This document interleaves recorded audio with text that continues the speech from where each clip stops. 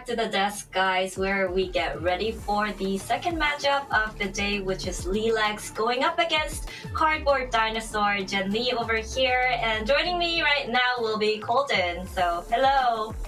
I'm back, but I've switched seats. From caster, I've been tasked to take over Quack. You know, Quack just had, it was such a long series, so he was like, I'm just gonna go off. So I was like, okay, I'll take your place then. But... You kicked him out though, right? Yeah. But lucky for us, this is where things get real because we have to say goodbye to two teams in total, but one of the two teams that are about to play. And LILAX, Cardboard Dinosaur, which one's going home? Just tell me already. Whoa, you're putting me on the spot so fast. Okay. Yeah. I'll have to say I am leaning in favor of Cardboard Dinosaur. I think from the games that we've seen so far from them, albeit it's not a lot, but I'm looking at the past matches as well. I think Cardboard Dinosaur have a pretty strong team. LILAX, pretty new team, all things considered, a lot of new faces, and I think they might be struggling up against Cardboard Dinosaur here today. So I will say Cardboard Dinosaur will have the advantage in this matchup. Yeah, okay.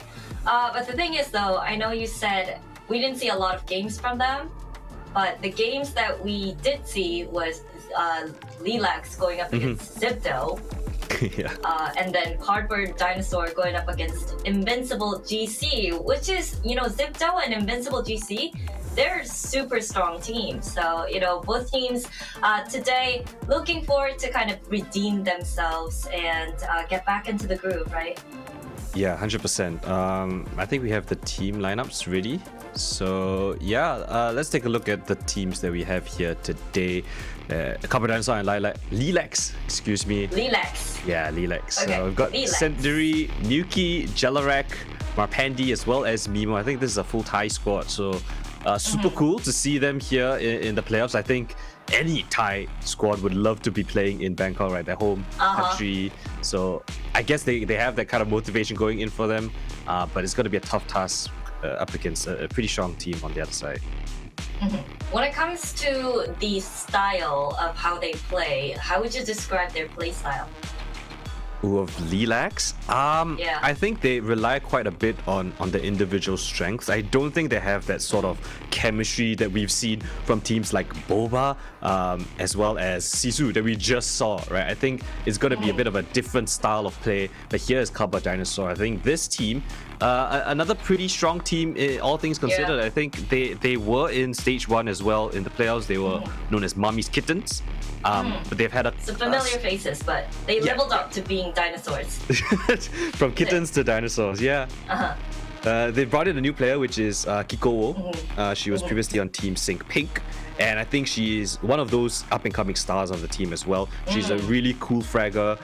Elfie is traditionally on a duelist role. Now she's coming into a bit more of a flex role for the team. And the rest of the team, right, Envious, Senpai, Pigruto, all veterans in the scene.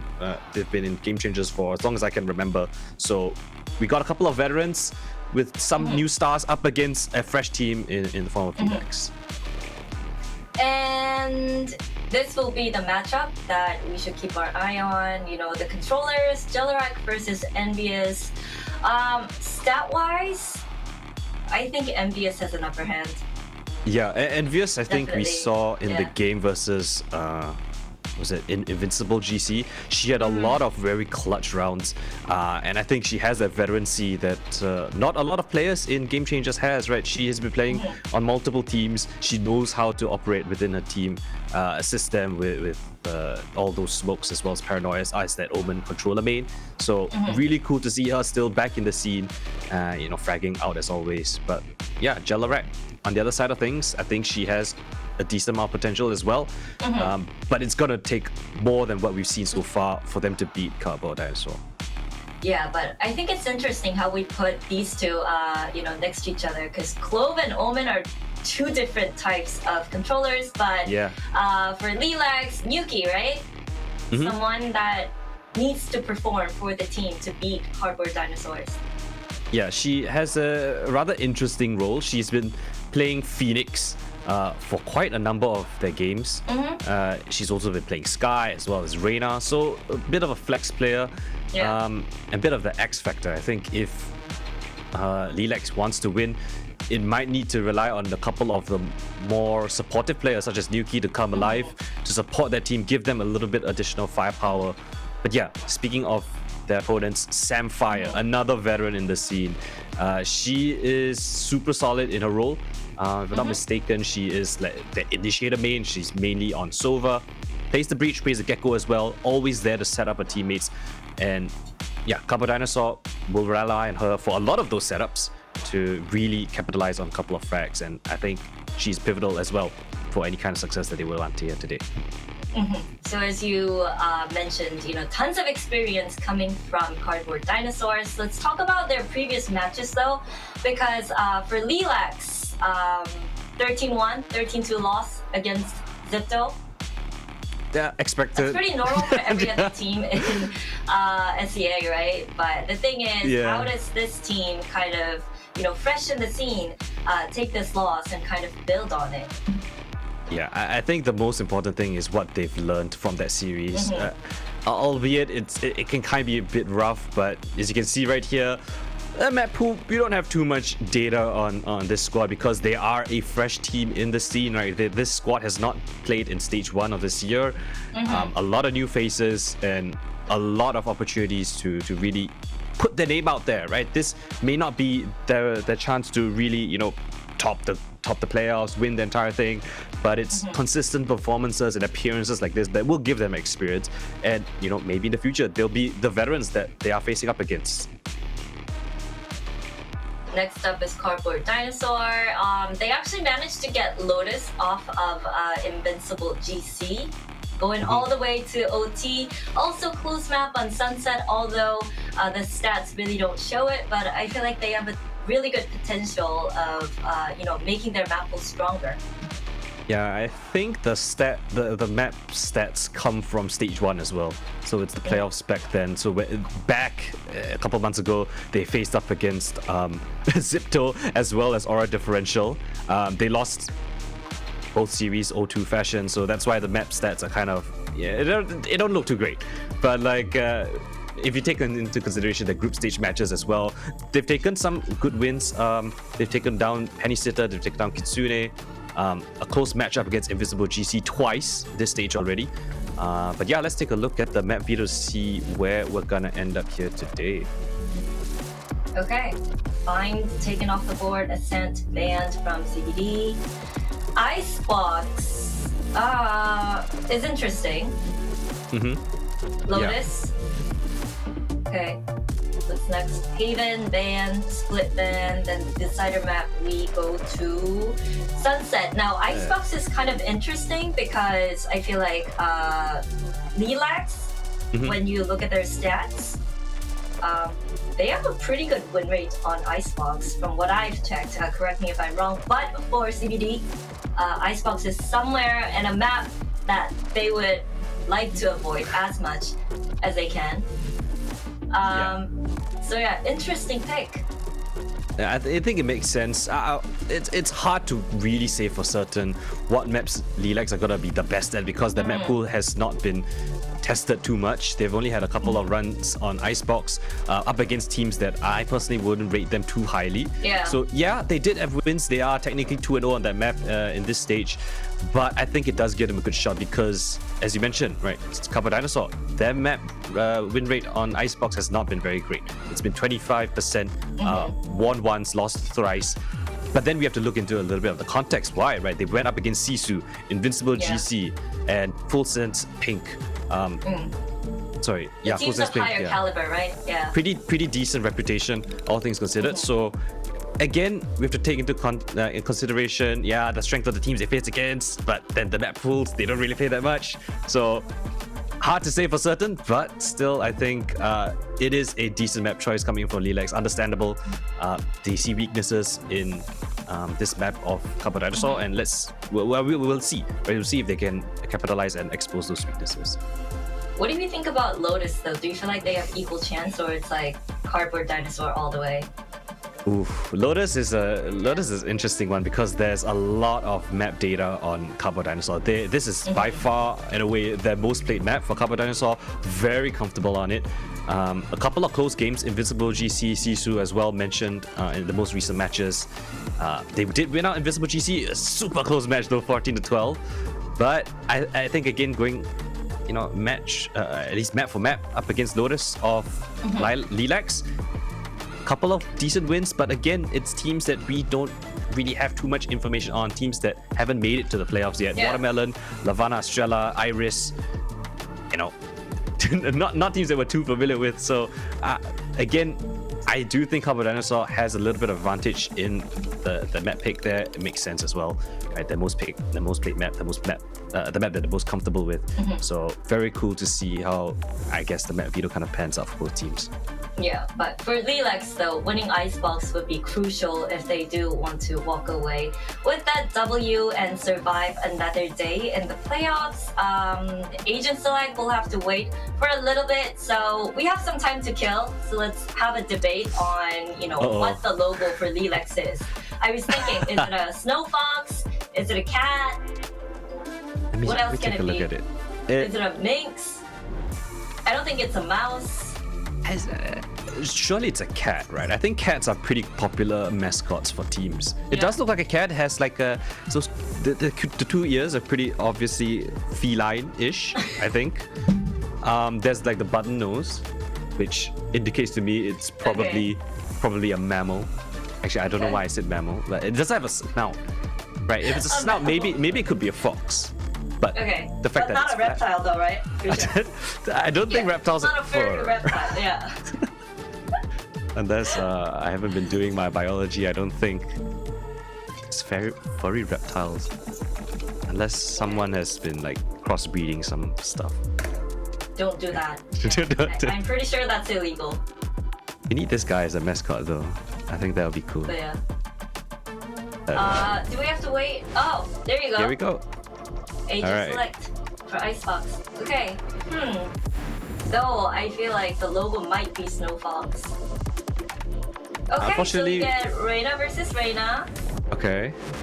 Oh wait, it's an animal face-off. Sorry, I'm a bit off track. It's a dinosaur versus a cat. Just realized. That's what I've been telling you. Yeah. It's the first animal face-off we have here in the playoff. Is dinosaur an animal though?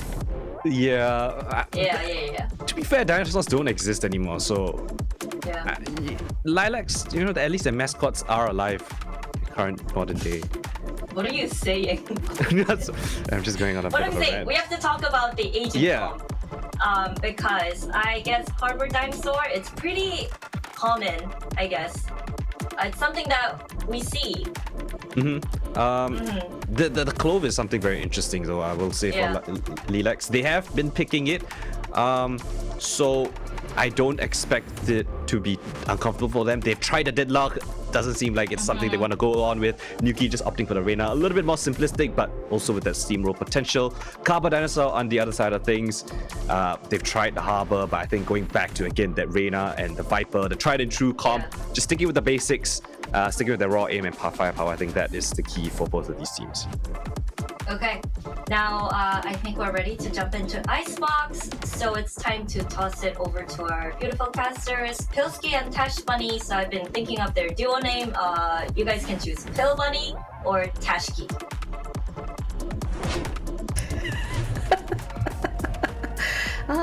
Yeah, I'll let What you is do it? the. I think Pill Bunny sounds a bit more.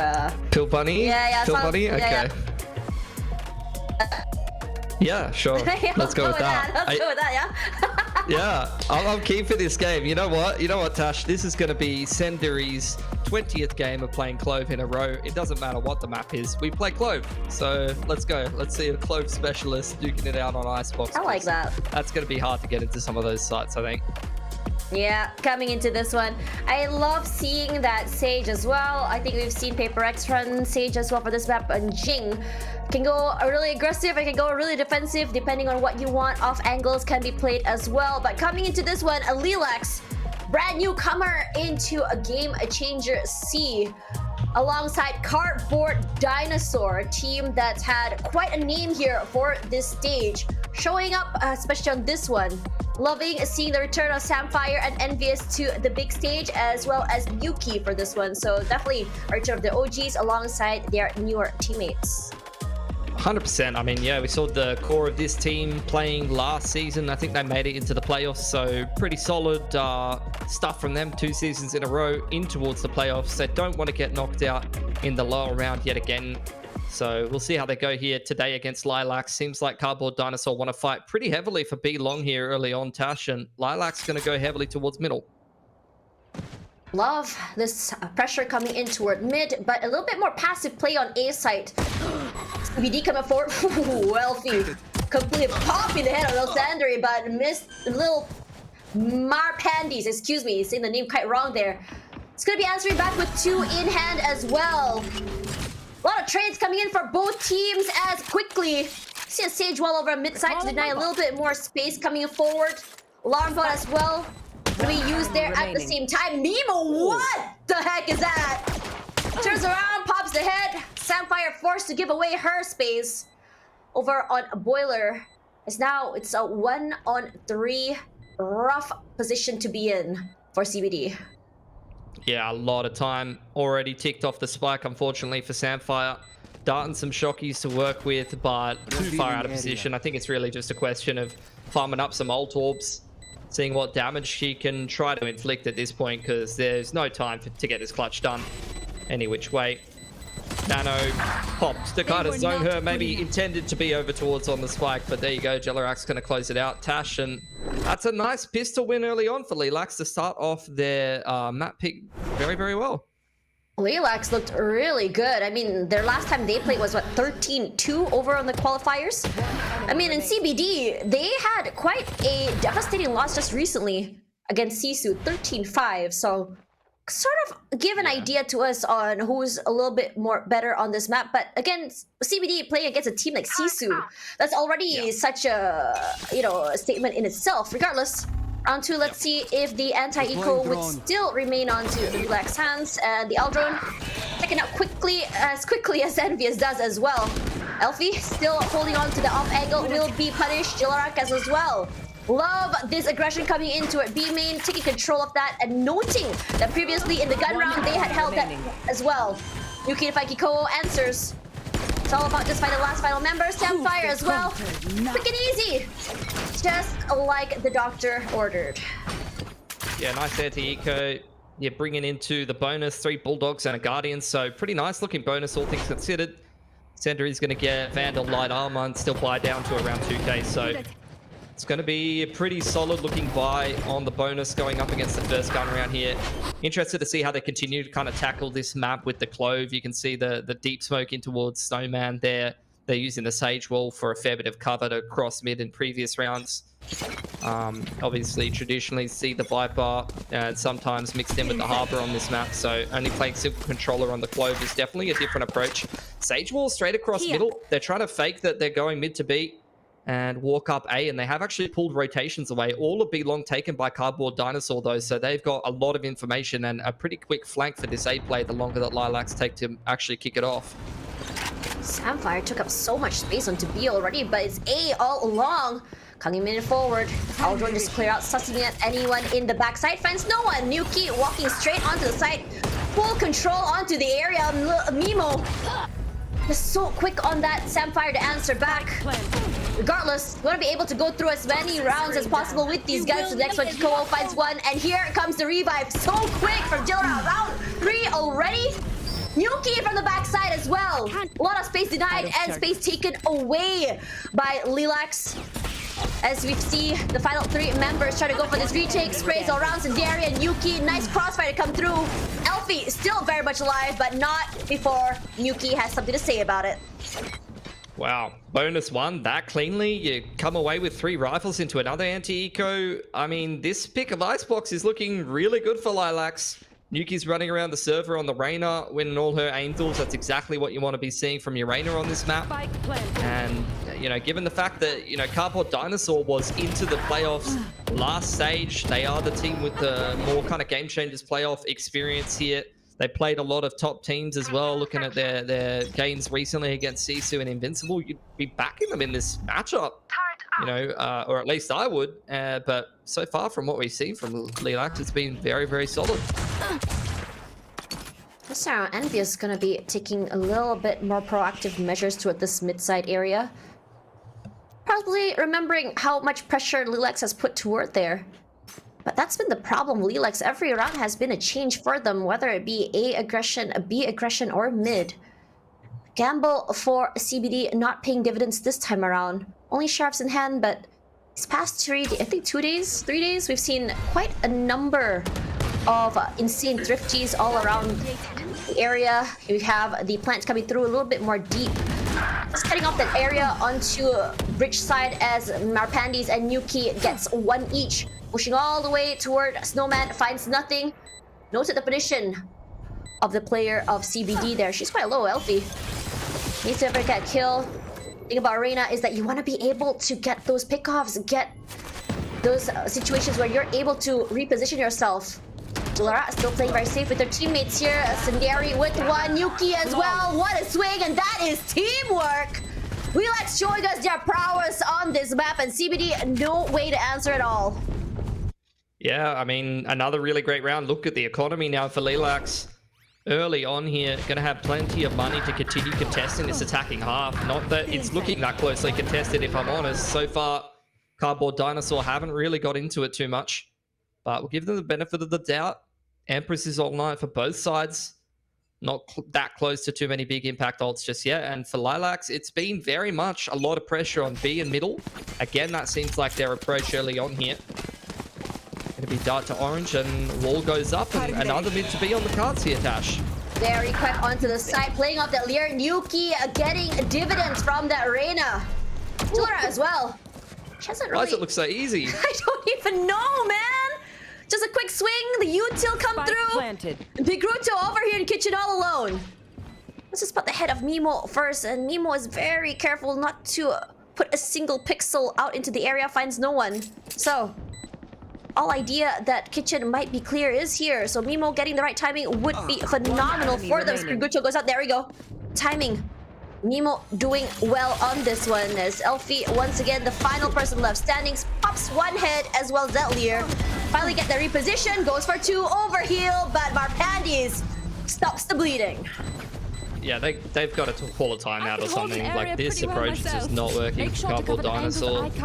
Back down on another half bite here. They're kind of getting the big site just hammered round in, round out. Whether it's a pretty straightforward approach going out through B long towards you know, yellow, and then just kicking off that B execute, whatever variation they're running, or whether it's that mid to B, it's not something that Cardboard Dinosaur's been able to stop. And looking at their comp, they need to use these duelists as solutions, or potentially just set up that yellow hold. Like, honestly, looking at the comp that LILAX is running, they cannot break a good yellow hold. If you're going to put like a full Killjoy setup and a one-way over on B long towards yellow, that's not something that LILAX can really deal with the comp that they're running. They're only running the single initiator. They don't have the jet to dash across, so that could be something that works very well for CBD. Other than that, they just need to get more info around the map and be a little bit more proactive with the duelists. Like, they need to get a duelist deep down A, get that deep info line, or do a close B long setup with the duelists, which they have run that 3-player B long setup a couple of times, but LILAX just swings them and wins the duels. So we'll see what they come up with after this timeout. Definitely a couple of different approaches, but I think just looking at what LILAX's comp does and just abusing that is what CBD needs to realize here. But post timeout, you already see LILAX going for the change up here, Tash. They're going towards A for the first time outside of the mid to B fake into A. Here. Be a good read, honestly. But let's see how this one goes. You want to see Envious come online? We haven't seen that quite yet. We talked a lot about how Envious previously on SMG was one of the most star players all around, sharp as she is. Fortunately for today, we haven't seen that quite yet. Bit of a quiet start here for this game. Micro angle gives Mimo all the info she needs about where Envious could be. So that itself is already a bit of an information that A might be a weaker round. Still holding down the line, and Elfie this time around will be the one who gets the value from this push. Just sort of punishing Mimo for daring to hold up a little bit too long, much longer than she should. Pop comes through, Pigruto good for 1, and these sheriff plays can be deadly. Our Pandies from the top side here finds no one. Envious walks up. But here, not dead yet. Here to play as well as our Pandies. Good for 2. Envious will be able to get one more. But that revive twice in a row already just into round 6. Doing dividends. Getting all those pickoffs and all those alt orbs as well. Making it so hard for CBD to recover when your teammates just get revived over and over again. You get 7 players in the server. That doesn't seem fair. So true. That's broken. This is the new meta comp, Tash. We're watching it unfold before our eyes. See, though, after the half buy is done, I mean, decent attempt from CBD has to be said. Forced out a lot of those ults with the revives, as you mentioned, and did try to get more active across the map, right? So looking forward in towards this gun round. Let's see what they've come up with to getting close to a lot of big impact ults coming online. Lockdown, as well as the Pit and the Hunter's Fury almost there for CBD, and they're getting active up here on Belt, but pushed off the line after a little bit of damage done to Nuki here. Shock Dart just to clear out those areas. Finds no one. Yuki gonna get a little bit of a top up at least, so everything back to ground zero, but not before the amount of usage used already. Bit of a quieter round might be potentially be an A re-hit. Kiko might be able to suss that out here, moving all the way up to B long. And the beautiful thing, we'll see how LILAX plays. The aggression, how they just completely aggress and explode onto the site. We're potentially gonna be seeing that once again. Here comes the Lear. Spots no one. Envy is good for 1, not before a trade back out. LP as well. There. Just really band-aid the area. In this situation, for the first time, we're seeing a CBD with a man-to-man advantage. Elfie finally popping off, finally finding that value. LILAX displaced.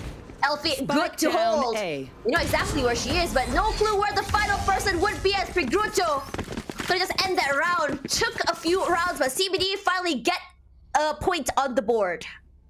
And that's the adaptation that you needed to see. You had the Viper down mid, full info in mid. The Killjoy was down B long, full info on B long, and the initial aggression towards A main. They could read exactly what LILAX was doing. LILAX rather, and with only the single initiator comp that they're running, they can't really break these lines without playing contact, and that's where Elfie just punishes. She's just holding lines, spamming the dismiss, and winning these aim duels when LILAX tries to contact up into the site, and that's exactly how you have to play this comp as CBD when you're running the double duelist. There's the Pit over on A. Trying to dissuade LILAX from ending towards that A site, and once again, down mid, getting a lot of info is Envious. Down B long with the Reyna. Elfie, unfortunately, not a great timing for her. Walks up, pops ahead. It's been the recurring theme for this map, at least for LILAX. And yes, at least for the fight with their own. Oh, make it 2! What a hole there! All the way over onto their own spawn. Mimo from the mid side, at least gonna fight Kiko, answering back. Almost full control of B side now. Fully in their favor. Gets a bit of an overheal, a bit of a top up here. Sundari, our one tricker, showing us why she is one of the most scariest cloves that is to be feared. Smokes all around Samfire. Has a bit of idea someone might be close underneath her. Moves out of the way. Clears it out, but doesn't check underneath of the bridge itself. Brings me a bit of worry there. Coming up forward, there we go. That's the area. We'll give a bit of value onto Sundari, not before Pigruto shuts her down, but with only 30 HP left and 2 members to go, it's a tall ask. The amount of util coming up forward, as well as the pressure. Tall ask to come through, takes a bit of space. A crossfire setup already perfectly done. And LILAX takes back the round. CBD, once again, lost in the sauce.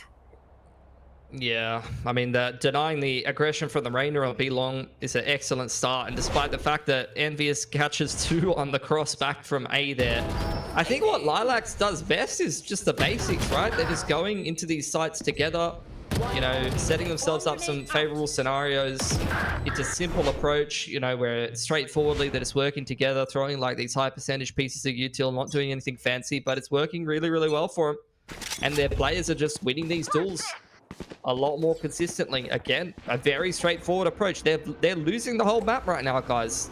You got Reyna down 2, full A info, but it's a drone onto B, and LILAX just says, you guys can have the whole map, and if we can just execute this B site right and set up a good post plant, we're going to win this round. Alarm bot does get triggered, but Kiko can't do anything for that. Pigruto does buy some time with that snake bite. Going onto the side. Fakes. Going up that rope as well. Sundari. Very forward aggressive angle. This wall denies a lot of space and info. At the same time, CBD forced to play a little bit more aggressive and gets good for one. Sundari. This is going to be a very proactive with that. And so does Yuki. Who's attack, who's defense is the question at this point. And Fizz moving up can't get any value from Blade Storm. Empire, oh lord, cannot get dividends. Question marks all around, and LILAX, they make this map look so easy on attack side. They do, and it's just basic teamwork. It's just them swinging together, playing the comp the way it is, you know, double smokes from the Clove onto B with a wall across Snowman, and all of the girls just push over into Snowman. You love to see it. CBD just do not seem to have an answer for that. If they're not winning these duels in the early to mid round, they're just not winning the rounds. We've got too many players that are way too quiet. And at the end of the day, you got a team running at you, just running these executes over and over again. If you don't slow them down, yeah, I mean, Elfie has been really the main person having impact for CBD, right? If she finds openers, they can potentially win this round. We saw that over on the A side. So there you go. A nice opener from her. Gives the player advantage over to CBD. They got the Hunter's Fury as well for the mid to late round. And LILAX is very tentative trying to breach B here. Honestly, the LILAX have been doing pretty much the same thing over and over. Out of charges. Yep. Finally, after 10 rounds, finally they have an answer to that mid push. Jalerex is just walking up and just walling without any punishment until this particular round. Regardless, Lear comes through, shock dash just to clear out that util once again. B side completely in their hold. And here comes the lockdown as well. Legendary not dead yet will be used. The problem is Collabs looks amazing for CBD this time. Flawless round. They get it. As you mentioned before, Pilsky, that opener was everything for CBD to be able to just win it. Yeah, up in numbers and just rotating a bit more heavily and actually like respecting that LILAX isn't going to have anything on the lurk, that they're just all committing in towards that B site. You know, you need to, you know, sometimes you fall into these habits of playing certain teams over and over again, and then you play a team like this with a certain style where there is no lurk on middle. It's just, you know, 5 players committing to something, and you need to respect that and adapt. You need to actually rotate to where the threat is and fight together. And CBD did that a lot better that last round. Here's this full A info for Envious. Down B long, Elfie winning another opening duel, and CBD reaping the rewards of that. This looks great, honestly, if you think about it. More proactive instead of reactive. LILAX have been punishing CBD for that reactive play. Taking matters into their own hands. Miss Marpandi is gonna find no one with this owl drone. Slowly making their way up here. Will be found by that util, and CBD just react off it. Swarm grenade. Massive, massive round for them. Still out here. Have this up in hand, trying to spot out one member. Swaps the gun. Slowly but surely making their way down B long. Orb will give res here if Jalarat can get it. A killer and Orb. Full A info here for Envious, so they can really heavily stack towards this B side here, Tash. There we go. The util use Elfie, an unmovable force here in B long. Felt like quite a long time for them to really understand how to play this. But good for CBD. They managed to bring back 2 rounds in a row. I mean, 100%. Like, Elfie is having so much impact, but this is how everyone on the team needs to be playing. Like, Kiko were also swinging in off that contact towards B long. Like, they need to stop giving so much respect to LILAX. They are the team with the playoffs experience. They are the team with the game-changing experience from last stage. Like, they just need to get in the face of LILAX, because exactly like you said, LILAX has been running very similar strats, the same or very similar kind of game plan over and over again, same approach. And it's taken a while for CBD to not only adapt to that, but at least, especially these duelists, start to win some duels and play with a bit more confidence and wake up a little bit. And that's where they started to find a lot more success and a lot more impact. LILAX has 2 ults to play with. You have the revive once again, and Marpandi's with the Hunter's Fury. Potentially could not just clear the area, but also to deny that post-plant defuse. And Jiller, I think this is her 3rd or 4th ultimate already. They've been funneling all those ult orbs onto her. granted, how many ult orbs you need to be able to achieve that also. Could be something that potentially could work. But let's see whether or not LILAX could bring this back. Being able to get a 9 would be the greatest moment for them, honestly, if they really want to snowball it into Love the next this half. from CBD. Double ops coming out. Only the single initiator. Very hard to push an op off the line with this comp. And the drones used 10 seconds into the round. Oh, there we go. Spot out one of them, but Attacker you can't drone every angle. You're going to be losing picks somewhere, and that's a perfect example of it. And that res is dead in the water now. There we go. Good pick as well as Envious. This reposition to admit may be a massive. Let's spot one more out. Aldron gonna jade her, but Nuki a bit sharper.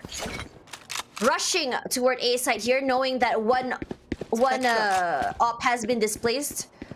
I'm not sure if they do know there is still one more. Probably not. Not at this stage. In towards A now. It's a contact play, which is exactly how LILAX has to play now that they've used the drone. Up on top of Belt here, Tash. A lot of close positions, but there's 2 defenders here. Surely Samfire. They just swing out of smoke and they get value from that. Gonna find one more. Good hold. Nice collapse onto the site, crunching every single member of LILAX as they hold the site. Yuki finds herself all alone. But pressure mounting on her shoulders. Empress will be popped. Lear as well will be used. Nearly gets tagged by Effie, but Kiko is the one to find her over in the front line, and it will be a 4-8. No curses happening here. So that'll be that. Regardless, let's toss it over our analyst to see what exactly can CBD do to catch up. 8-4 for the first half. Now, Holden, I was like, what the heck is going on? LILAX, you know, maybe there's a reason why they wanted to take the first battle onto Icebox, but CBD definitely found their response at the end, towards the end of the first half, which was not paying too much respect. My question is, though, can we say that LILAX have a strong Icebox, judging from what we've seen on the first half? I think that LILAX actually has some pretty interesting ideas. You saw them always using interesting sage walls, particularly towards the B side. It's always to wall off the back of the B side, and then they push into Snowman. The other one that they like to use was towards mid, that they constantly abused until one round where Elfie, you know, stood onto that mid window towards Tube and actually shut them down. So it's those little kinds of maneuvers that I think caught CBD kind of off guard. They weren't really sure how to counter that, but we saw a little bit of resurgence, right? Elfie coming alive, finding those impact frags. Envious and Kiko actually swapping agent roles. So Envious used to be Killjoy, Kiko used to be Jet. I think because they were struggling on Icebox, so they had to change up roles. Elfie was a Harbor, now she's on Arena. So a lot of changes. I think they're getting into the groove of things, but we need to see that consistently throughout the second half. The duelists need to be aggressive on their defense to really put up a strong showing here on this map. If not, LILAX might run away with things. I feel like 8-4 is not a bad score for either team, so we have to see what happens in the second half. Hopefully both teams can continue putting up numbers and give us a show. So I'm gonna toss it back to our casters, Pill Bunnies. I don't know, you guys take it. Where did that Z come from, huh? Plurals, Tash. Plurals. Plurals. Not an S, huh? What? Not what? Not an S. Plural with an S. You know what? Never mind. Plurals with an S. Yes, plurals with an S. Regardless, Mr. Pill Bunnies. Coming into this half, CBD 4 rounds away, but LILAX, if they manage to get the pistols, might potentially turn into a snowball for them. Yeah, it's about to be an absolute bloodbath at B-Long here. There. 3 players over here. Envious winning the first all of them going the way of CBD. And you asked what they need to get back into the game of the analysts. I think you're getting the answer of it. Masterclass, if you think about it. Mimo all alone here over on Snowman. Can't take that space away. This almost feels like deja vu, but on the other end, that space denial has been taken away from CBD earlier, doing the same. Marpandes finds one, and so does her teammate. Gonna break those utils with that shock darts. But 2-on-4. A very, very difficult game to play here. Shock darts to clear out the angle. Kiko playing very, very close. 35 HP to play with. Shock darts all around. Nemo with 20. Elfie is here. Kiko just really... just tie on those last strings. Excuse me. My brain just ended there, but so did that round. Don't worry, Tash. Only 5 more maps to go. All right, stay with us. I'm here for the wild ride. That was a nice pistol from CBD though. That's going to be a lot of momentum for them. I think they really kind of had the momentum at the end of that last half after getting pummeled for 6 or 7 rounds straight at the start of things. So, you know, winning the majority at the end of the half and then pistol, it's a completely different game now. They can start playing with a bit more confidence with these double duelists on attack. Be proactive, be aggressive, and get in the face of LILAX a little bit more. Really hope for Envious to really come online on this round, and she does. Goes straight onto the side itself. Sundari was ready for her. She dashed straight to the crosshair, but not before CBD is there for the answer. Pushing up forward, Elfie. That is confidence in the bottle if I've ever seen one. Rifle in hand, finds Yuki. Nemo left to her devices here alongside Jillarat with only a Bucky in hand. I do have some smokes for Sundari.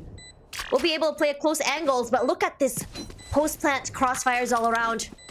Big ask for LILAX here, so might be at the end for them. Kiko finds one, and so does Samfire. Here you go. Finally closing up the big gap from the half. A lot closer now. Couple Spectres in the bonus. Going to be a little bit less dangerous of a bonus. I'm keen to see here how LILAX do kind of adjust as they've changed their comp a little bit, playing the Sage instead of the Deadlock. Can definitely change how you want to approach your defense. And we are going to get a tech pause, so they're going to have a little bit more time to think about that. Judge straight away for Jellarak. I respect it, honestly. Judge B-Long on the Sage. Why not? I mean, unfortunately, if CBD does commit to the side of the map that they're looking at, I'm not sure she's going to get much of a chance to use it. Yeah, I mean, I wanted to say that we did see quite a number of Judge plays the last few days, which honestly, which blew my mind, because some of those Judge rounds that they shouldn't be winning were won, so might be able to get away with that. But coming into this one for Cardboard Dinosaur here, already 5 in a row chained. That's what I want to see from them. But this tech pause, my question is whether or not it would sort of like kill the momentum. Maybe. We'll see. I think they're feeling pretty comfortable. Like, they're going into the bonus here with pretty good guns. 2+K on all of these players. Couple of rifles, couple of Spectres. You know, you kind of reserve your expectations. If you're able to win the bonus here, you're off to the races. If you're able to take at least 3 guns, you're happy with it. Looking at where the KJ util is placed, though, for Mimo, it's going to really restrict her movement. Usually, you know, you want to put your turret backside of kitchen if you put your alarm bot over on yellow there, so that you can have some mobility towards B-Long. But, you know, if she rotates one way or the other, it's only going to be one piece of her util that stays up, unless she literally sits the entire round in orange. So that could be a problem when it comes to the late lurk timings out being long, or someone slipping through under tube, something like that. We'll see if that ends up being a problem. Yeah, but loving what we're seeing from Senderi. I respect it. Just pick an agent and stick to it, you know? I try too hard, Tash. So you're a one-trick wonder too, huh? Stuff. No, I try to play all kinds of different stuff, you know? I'm in the ranked queues. I'm going 10 for 10 every game. And at the mercy of whether I have some, you know, cracked 17-year-olds on my team. But Senderi, she just says, I'm going to play game changers. I'm going to go in the playoffs, and I'm playing 20 games of Clove, and I don't care what the map is. Nothing wrong with the Clove. Can play as aggressively and defensively as you want, as Jillarat will will vault to her hands with that Outlaw. Lear expanded already, finds no one. Envious this time. Lots of utility use, have to cross by, finds Marpandi's there close. Sundari is here as well, so fortunately for her, not able to push up forward because of those lows. Both all around buys a little bit more time. Yuki with the very aggressive high ground held. Spots one out thanks to the Aldrone, but so can be said about Sundari. Metal thrown out here as well as CBD, the other members saying, okay, we have already drawn out as many util as we can. Lost 2 members. Nice. Make it 3. Gorgeous. As they just move straight into B site. The utility here, you could see how much control Mimo has, and quick rotations all around as well. So, like it or not, MDS has to go a little bit more proactive. Finds one. Good to find Marpandi's. Can he go for 2 here? Gonna be pops all around here. Nemo not able to hold, but Jelera and Yuki will be the one to band-aid the round as they go to 9. Nicely done. Just reacting to that A pressure. Judge was sold and an Outlaw was purchased, and that turned out to be a very good decision. As I was kind of mentioning, you know, Mimo had to be aware that, you know, with her util spread the way that it was, you could get some lurk timings out B long, and it's exactly what you saw from Kikoa there. I'm not sure if the alarm bot was taken away or if she did just lurk up towards B long there, but good positioning from Mimo, just allowing the rest of LILAX to stack towards A and keeping an eye on the under 2 walk and the B contact play. No peeking. 2-1-2 from CBD here, and the duelists are getting very active towards both extremities right now, Tash. Envious this time taking a little bit more of a passive approach. Her teammate not close enough. Sindari up here close on the top side.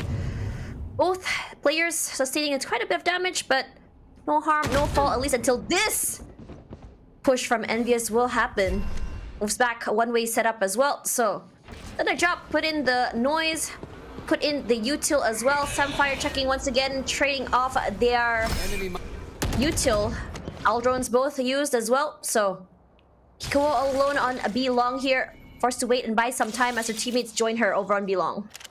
Yeah, it's the same round again. A lot of A pressure, trying to pull rotations across, which they did. Jelarak coming back on in, trying to find the right duel. Beautiful shot from her to thin the numbers before CBD can get comfortable on this B site. And to see LILAX just chilling now. Sender has been lost in the meanwhile on the mid lurk from Elfie. She's now applying a lot of pressure through the middle of the map, and Pegruto getting that spike down, Dash. Now here comes the wall from Pegruto, just slicing the map in half. Kikoa finds 1, 2, in fact, no! Marpani's quick on the reposition. Unfortunately, for Samfire, spotted out here already. Her teammate is here to answer. At the very least, a very close round, but CBD looks strong. Same thing over and over. Both teams doing that, but it's all about that adjustment and outplay. Yeah, that's where, as LILAX, you need to be aware that this B lurk is continually being a problem and not give that much space. And that's what I was saying about the util placement on the KJ. This time, placing both of those pieces of util towards middle can very much limit whether you can place like an off angle on yellow or jump swap B long, get on that B info line. If you lose all A control, you usually want to take space or info somewhere and not just play, you know, blanket passive. But you saw the downside of playing so passive is that CBD is able to just cut sound on A and head back to B off the back of that Killjoy lurk. This time they're being a little bit more straightforward about their approach though, Tash. Oh, look at the blades come up forward. Spots a little Nemo, unfortunately whiffs, goes down, whoop, knife out. But she still gets one! Her teammates are there to answer. Mimos and Derry, 1 each. Marpandi's with the shock dart. Crazy shot coming up forward. These utils are giving so much dividends. One by one, the members of CBD fall. Kikoa, the final person left alive. A big ask from her. And the only guns in LILAX's hands were just half buys. Yeah, they were good. They were on a half buy. Like, I don't know how this has gone so well for them. See if Kikoa can win this 1-on-3 though. Able to steal the spike away, maybe? Gonna peek over onto Snowman. Spots out the Marshall at least. Gonna hide away from that util. Pika once again gonna use the turret just to give a bit of idea. They do break it with the Outlaw. Already marking Marpandi's placement. Throwing the storm grenade, clearing out the area. A lot of question marks in her mind. Where to look, where to check. That's 1. Can she go for 2 is the questions. 69 HP. Can't do more than that. Dilara with that Marshall. Unmovable. And Snowman is her playground. That's a huge round for LILAX to win though. Couple of rifles picked up, but that really puts a dent in the money for both Pegruto and Kikoa. Like, you can see that, you know, Samfire, Envious, Elfie, they've got a little bit of cash, but that actually breaks the money for 2 of the members. And when you're already, you know, trying to chase down a scoreline deficit like this, you are not in a great place.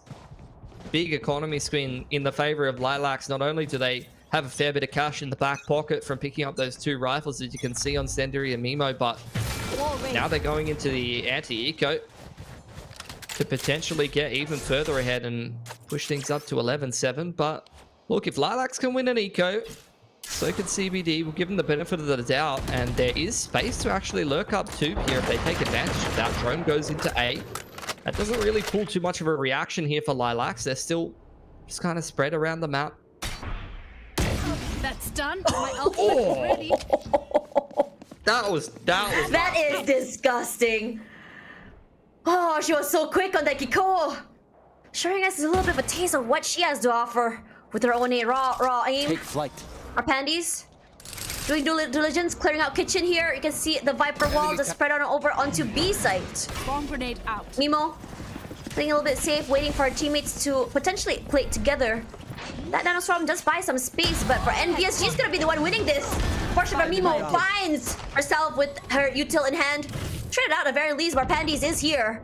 Top side of the area just to see if any pixel is out of sight.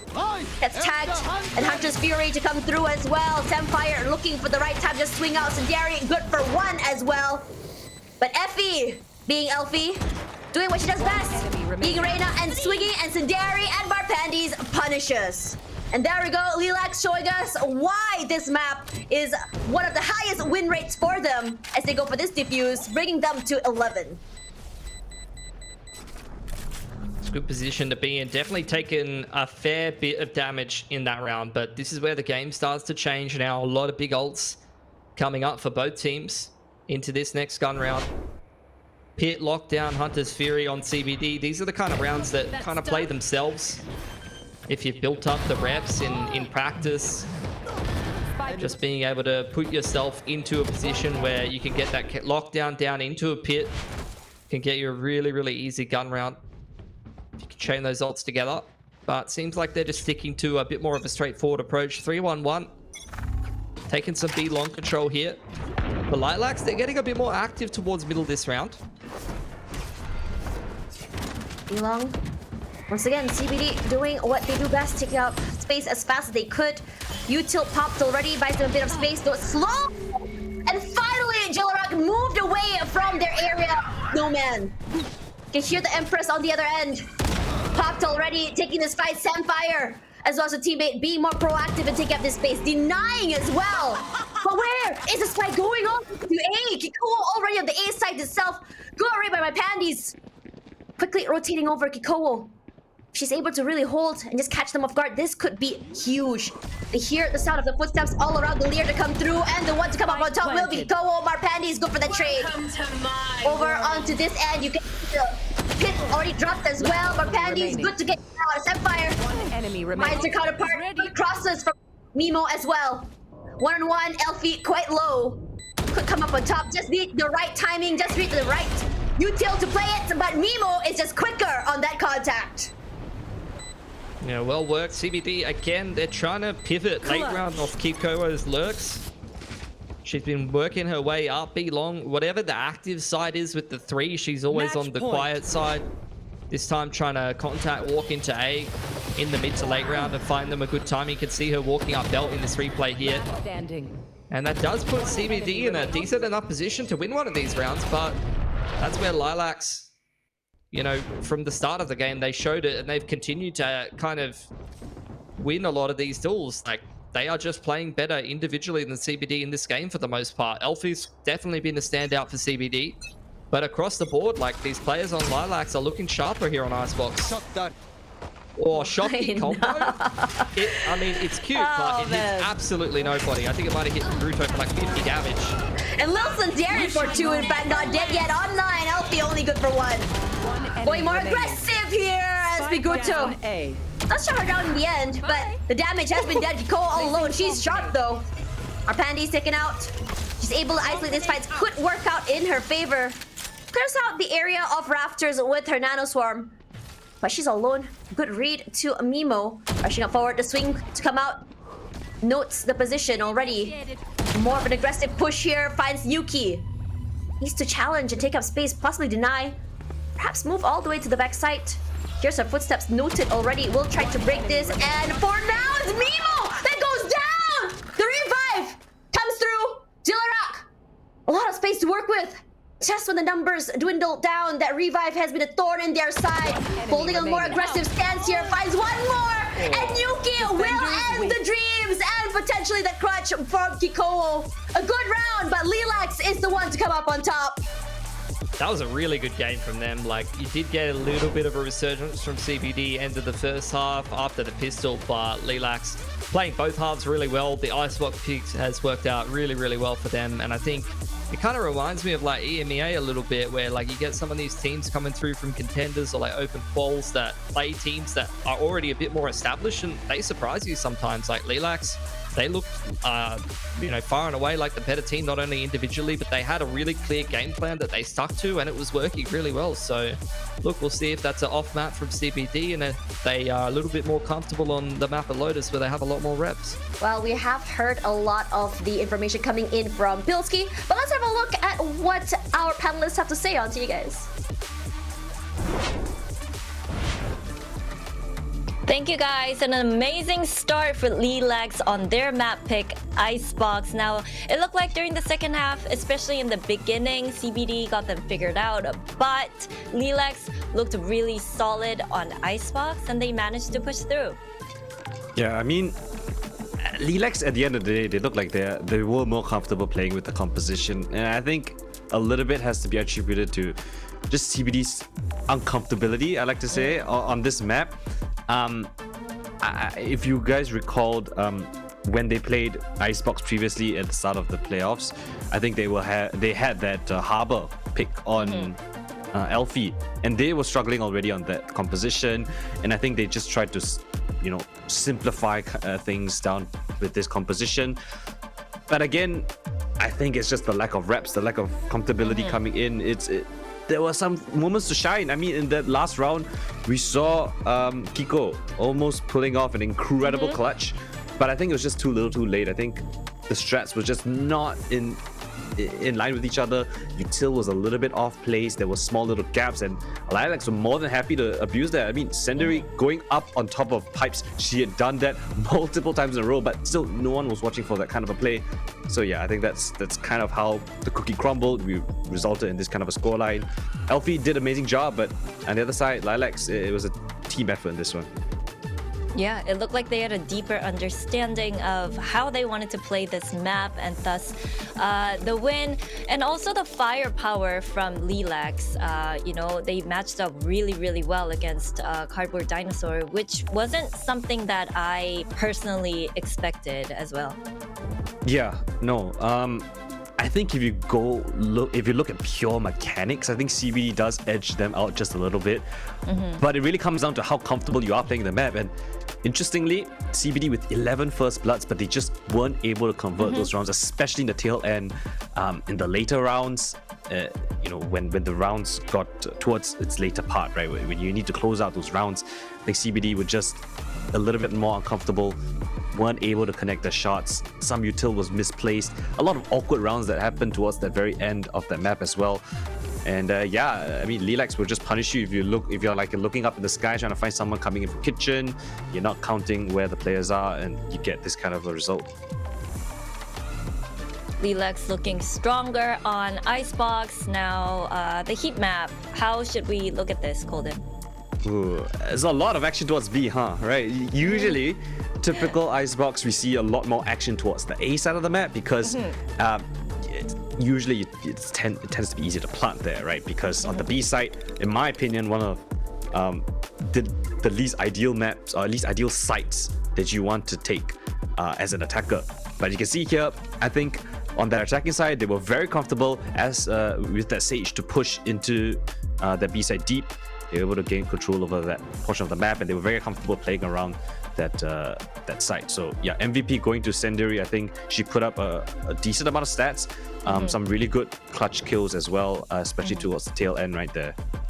Yeah, she was definitely a huge source of trouble for CBD as well, and they just couldn't really, couldn't really kind of find a right response to what she was going to do. So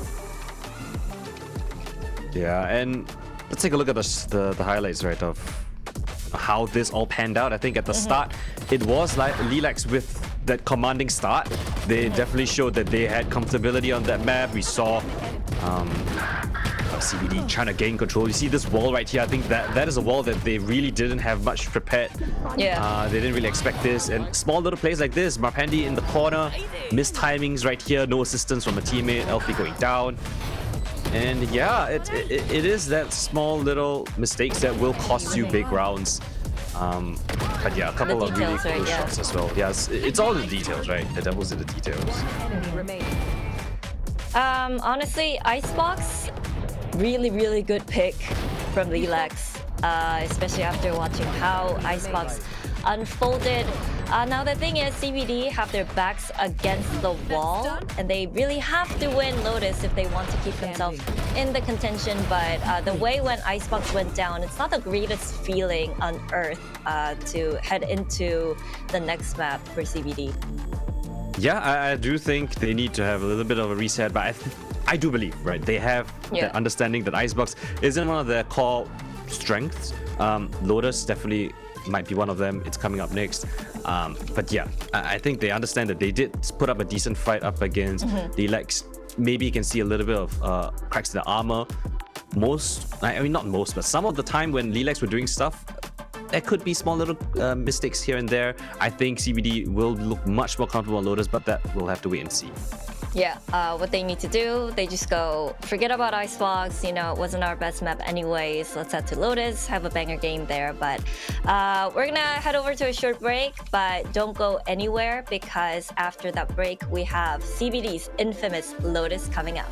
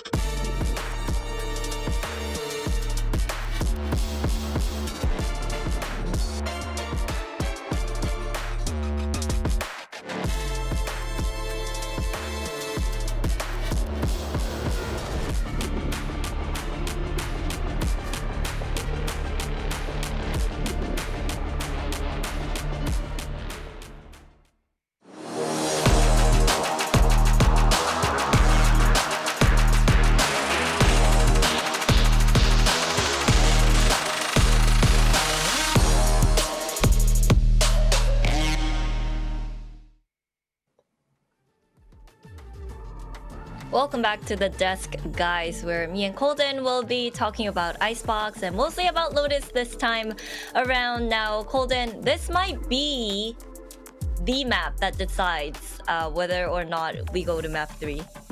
Oh yeah, Obviously. I mean that tends to be the case. Map number 2 and then map number 3.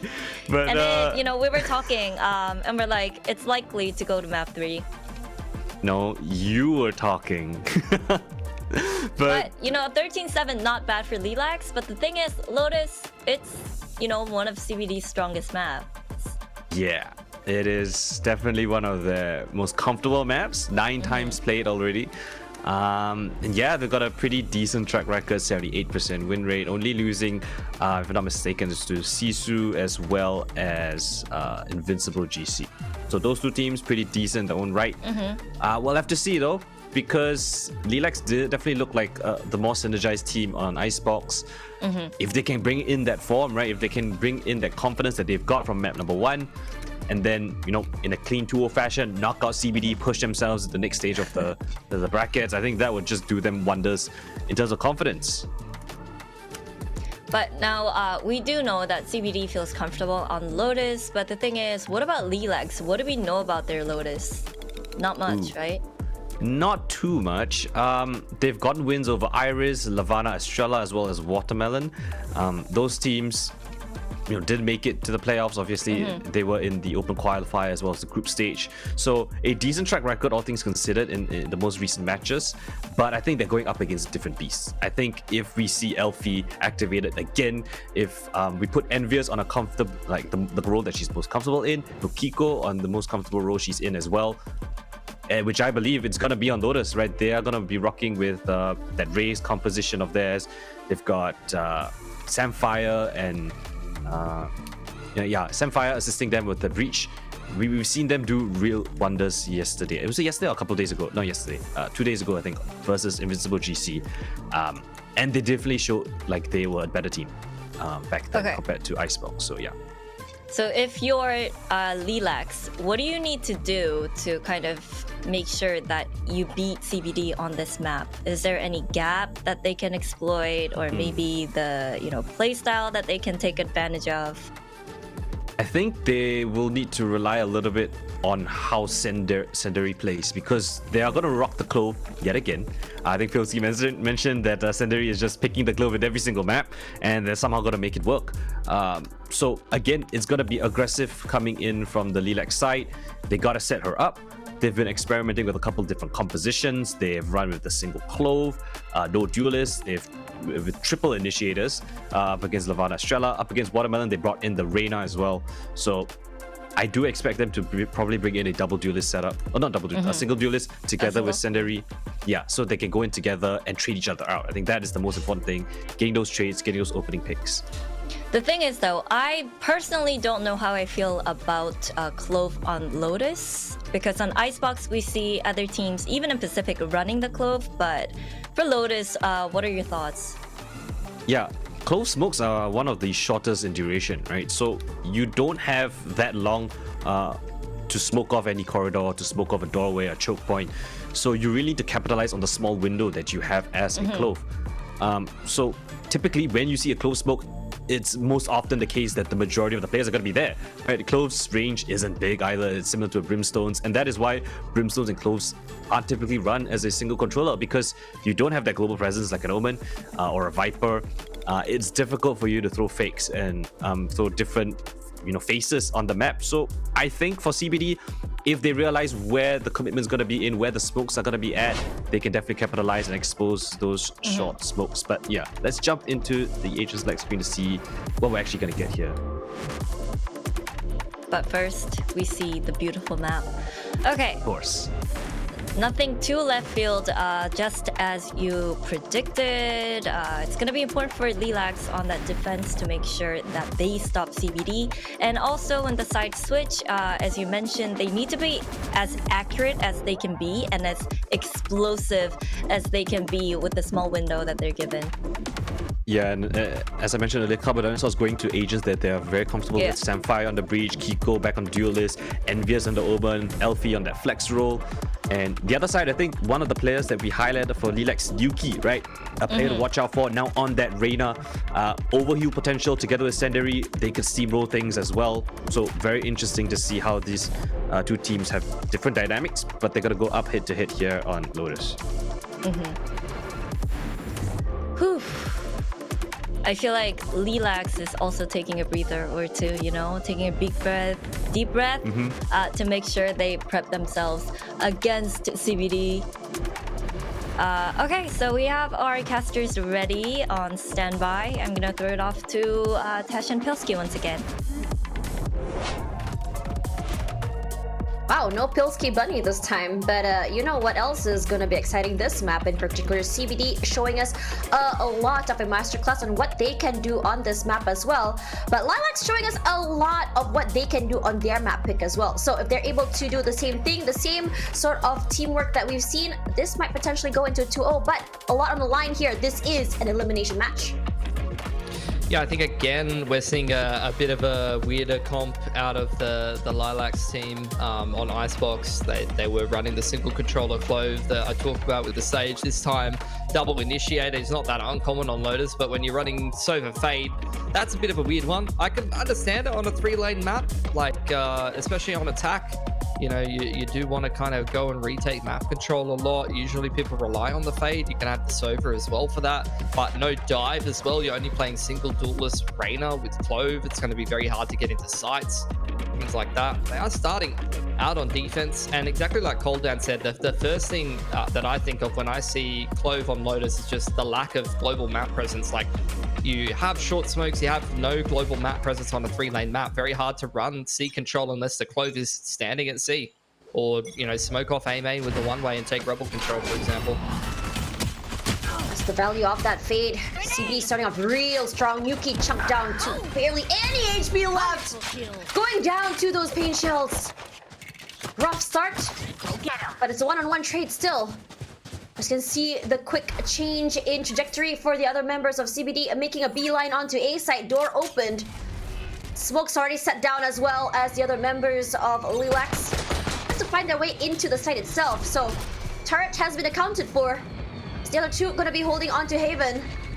Choosing to play a little bit more passive here. Playing together has been more of their strong suit. Pushing out onto the top side. Kiko nearly goes down. The answer's back from the Samphire, but she goes answered. Once again for Kiko. Alfiazel is here very much online. Jilorek and Marpandes. Once again, the dynamic duo to just really swing together, leaving Envious to our own devices. Drop. An idea is there. She's low. She spots out her leg here, needs to go for that shot there. She does eat a lot of damage from that shot dive, but Envious finally showing us the infamous aggressive Omen play that we know and love. Yeah, CBD, very lucky to get away with that one. I think, you know, the round was going decently for them. They found the opening pick over towards C, and similar to what you saw on Icebox, they're actually running a 3-1-1 with the lurk out A that was used as kind of a contingency plan. And that's something that at this point LILAX has to be aware of, has to kind of read into. Weren't able to complete this 2-on-1 clutch though, so that's a pretty massive missed opportunity for LILAX, particularly when you're playing the Clove Reyna. That is a strong comp for winning pistols, I'm not gonna lie. Oh, what a shot. That was an insane shot. She is nasty with the Marshall and the Outlaw, honestly. Yeah, we saw that on Icebox, seeing it again here on Lotus. This map in particular, we had questions about this comp, but it's looking good so far as Elfie forced to move out of the way because of that. Our Pandies, always quick to play close whenever the util hit. Good spray from Pigruto, double swing as well. Good protocols all around from CBD, wanting to make sure they can bring as many guns as they can forward. Might be stopped here. Go around where this force has happened. Sundari doing what she does best, just running it down, playing aggressive, and this is what 21 maps in a row looks like when you play this much Clove. And the beautiful thing about Sundari on this Clove, and as well as the rest of the map of the agent picks for LILAX, is all those comfort picks if you think about it. Yeah, I mean, there is something to be said for that, for sure. It's great when you get these flexible players that can play a bit of everything, but they're usually kind of not the standout fraggers. Usually when you get players that are very comfortable on a certain agent. And I mean, look, winning the duel with the classic, getting the pick-me-up and picking up something like a Spectre is very scary if you're the attacking side team trying to complete an anti-eco. So that's a massive round to win for LILAX, especially after a bit of a deflating loss in the pistol previously, where they lost that 2-on-1. Now they've won that anti-eco. They picked up a lot of guns. And CBD back to the drawing board. Sheriff's out. Just working this map control. Haunt finds no one. A lot of value can be given from that haunt, but CBD hasn't able to fully capitalize off it quite yet. Senderi cute on that, huge on that wall bang onto Pigruto. Angles all accounted for, making sure they don't get backstabbed. Seen it way too many times on that previous series, but a bit more quiet from CBD this time around. Breaking the alarm bot, sprays out Mimo and Nuki. Spike down. Full control. C is their playground here. Haunt. Bit of idea, a bit of info given, but Spike fully in their control. Metal thrown out. MBS playing a more aggressive angle. They were so ready for them. Only good for one here for Elfie. That's 2 rounds taken back by LILAX. Yeah, I think CBD, this is going to be a lot of pressure now for them. They are the team with more experience, but, you know, getting ecoed in the second round, giving away a lot of guns, gives the other team a very strong economy on defense. And you've got to pick me up for Senderi into the first gun round as well. Like, this is getting a little scary. You've got a couple of Guardians as well. I'm loving the Guardians. When you're playing Sova Rays, the potential to spam through all of the paper-thin walls on the A side of the map with a well-timed scan is very palpable.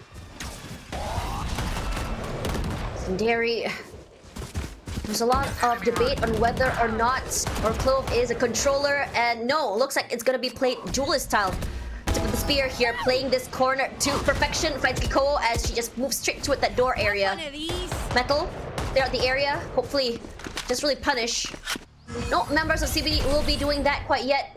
Feels like for CBD, a lot of their confidence has been whittled down, as you start to see hesitation slowly trickling into their minds. Need to be able to win your duels, win these fights, clears out all these corners, but Nuki faster on that first contact. Senderi as well, a high-low, very well done here. Just completely crush and crunch the members of CBD. Envious all alone onto Mount. Counted for.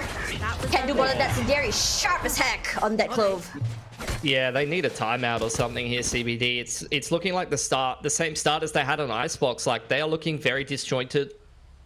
They're very much kind of just taking basic map control on one side and relying on the lurk to kind of pivot back, which, you know, it's not uncommon to play like that. Playing 1-1-3s or even playing 1-4s on, you know, maps that aren't these 3-lane maps is not uncommon, and it's effective for a reason, but the way that they're playing it is not very effective. The lurk is trying to get into C, and then it feels like the spacing is all over the place as they try to rotate to the other side of the map, and that's where LILAX are taking full advantage. They're winning all of these duels on CBD when they're not swinging together. A lot of pressure onto 8 one more time. This time around, CBD quicker and really not able, really eager to just take away that space onto Rubble, denying it from LILAX. LILAX, they're okay to play a little bit more back. A little less aggressive, understanding that these gun rounds can be one of the most deadliest rounds for players such as Samfire, such as Elfie and Kiko as well. No movement quite yet. Attempts has been made by Jailer at least with the information gained. And now it's back to the cut of noise as you're gonna be a bit of a skirmish over in Waterfall. Finds nothing. Yeah, again, Pigruto is just trying to lurk onto C-site. LILAX, well aware of that. I'd like to start to see them play more off angles. You're seeing that from Nuki front B right now. No peeking. Just play some of these players in off-angle positions and make their lives difficult. Beautiful paranoia, though, from Envious to set up Pigruto to win that duel. Envious making her way back out of the C site. This is drawing a lot of rotations on over, but the real push is over here towards Atash. Waste on the side, Jalara doing damage! Spike down A. Incompatible! Only an outlaw hand! Defended the entire to the side, Envious! Can only get one more before Nuki takes her down! What a round for LILAX! CBD supposedly supposed to be their map, but LILAX showing us what little information they have. They can use it to their advantage. Trick shot. It's got to be pretty demoralizing. I mean, you know, they're finding opportunities, but you line up in tree like that against an outlaw and you're just getting collateral with 2 bullets. Like, that is very demoralizing to be in the server. And I keep highlighting it, but, you know, this is lower bracket. Sometimes when the game is going so strongly for one team, it can be hard to be resilient. It can be hard to stay in it. As a team like CBD, you've had the worst possible start to this half, economically speaking. You're playing the game on hard mode against a weird comp. Bomb buddy out. Let's see if they can stick in it. 1-1-3 again. Omen and Cypher active lurks, but CBD are going to turn this into a beat split now, Tash. Oh, Yuki holding a very aggressive angle. Not dead yet. Sandet will be taken down. Nemo with the turret for one more. The sprays to the top side here with that Odin. That is disgusting. Put any weird weapon into LILAX's hands and she makes magic from it. 5-2-1 right now, and CBD left scratching their heads. But they do have 5 ultimates to play with. And this is exactly what I was talking about. Playing these off angles, front side of B main, like just taking these duels in weird positions. As CBD, you know, you're thinking, we've taken A main control, we're going to break open the Hobbit hole and kick off this B split. We're thinking about players, you know, inside of that A link, Heaven, C link. You're not expecting 2 players front side of B there in main. Really hard contesting you. That displaces Sinderi. Forced to move back. Pushes up forward. Guns 3! What? Sinderi, what is that? Shut down though by Brigruto, but not before the damage has been done. Aggression all around, and you can tell LILAX feels very confident right now. Yeah, I'm loving what I'm seeing. You know, they're just taking tools. If you're feeling it, you know what? Just swing through your own smoke, take a duel onto C-mount, anti-eco. What's the worst that could happen? Nothing, because everything's going the way of LILAX this game. Like, it just feels like one of those games where they can do no wrong. And I feel like a broken record, but when you're CBD, you've lost the first map in pretty convincing fashion, and this map is going very quickly downhill. Like, it takes some serious mental fortitude and character to be able to grind your way back in a series like this and try to, you know, keep your lower bracket dreams alive. Look at Jalarak here. Odin's still in hand. She's done a lot of damage with that flash into door, full control tree. CBD, hard to move forward with only sheriffs in hand. They do have a Vandal for Figruto. Need to go for these isolated plays, but 2-man disadvantage is a bit hard for them to deal with. Nuki finds one, gonna just quickly swing in. The Empress doing a lot of work for Nuki. We have 5 rounds to climb back, and the first half is slowly dwindling down. CBD to find an answer and quick. I think it's got to be a similar answer to Icebox, if I'm honest. Like, they need to stop trying to get so fancy with the rotations and do too much on the map. It's not working for them. They're running into off angles. They're getting caught off guard, especially in a round like this. Let's be real. We've got 5 ults online. They need to use it. Ultimates. Just get in the site. Just get into a post plant. Stop trying to run around the map. Stop trying to, you know, rely on active lurks to be able to pivot in the late round. Let's just simplify a round and see if it works out for us, I reckon. Hunter's Fury already. Tags a little bit, but nothing more than that. Goes straight onto that side. Taking a lot of damage here. Cool. For us to buy a little bit more time here onto Bend. The cage set up as well. Cool. Taking a little bit more space here. Comes Nightfall as well. And from that goes the Prowler. Go rushing up forward, but despite that, Mimo is still the one to make it on top.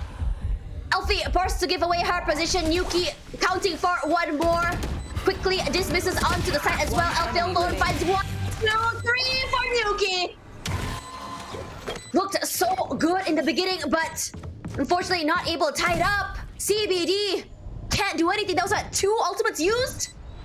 Yeah, I mean, what you're seeing is just one team being a lot more clean with how they're playing together. Like, they're playing the retake together. Kikoho needs to win that duel on a player that's been Nightfalled and seized, and you're running in as the Raze, like, towards CT. But, like, it's just so disjointed the way they're taking duels. Like, their spacing is all over the place. It feels like they're really trying to force the issue a lot of the time against LILAX, and it's just not working out. Like, look at this. One player C mount, 2 diving CT, and 2 on the side.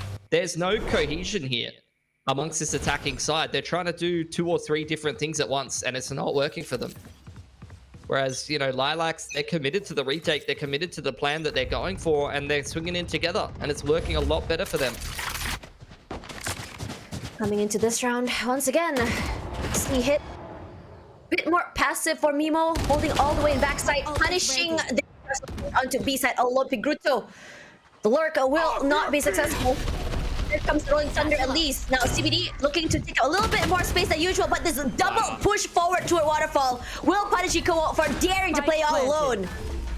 So Derry and the other members of LILAX are okay to play a little bit more passive, okay to play a little bit more patient.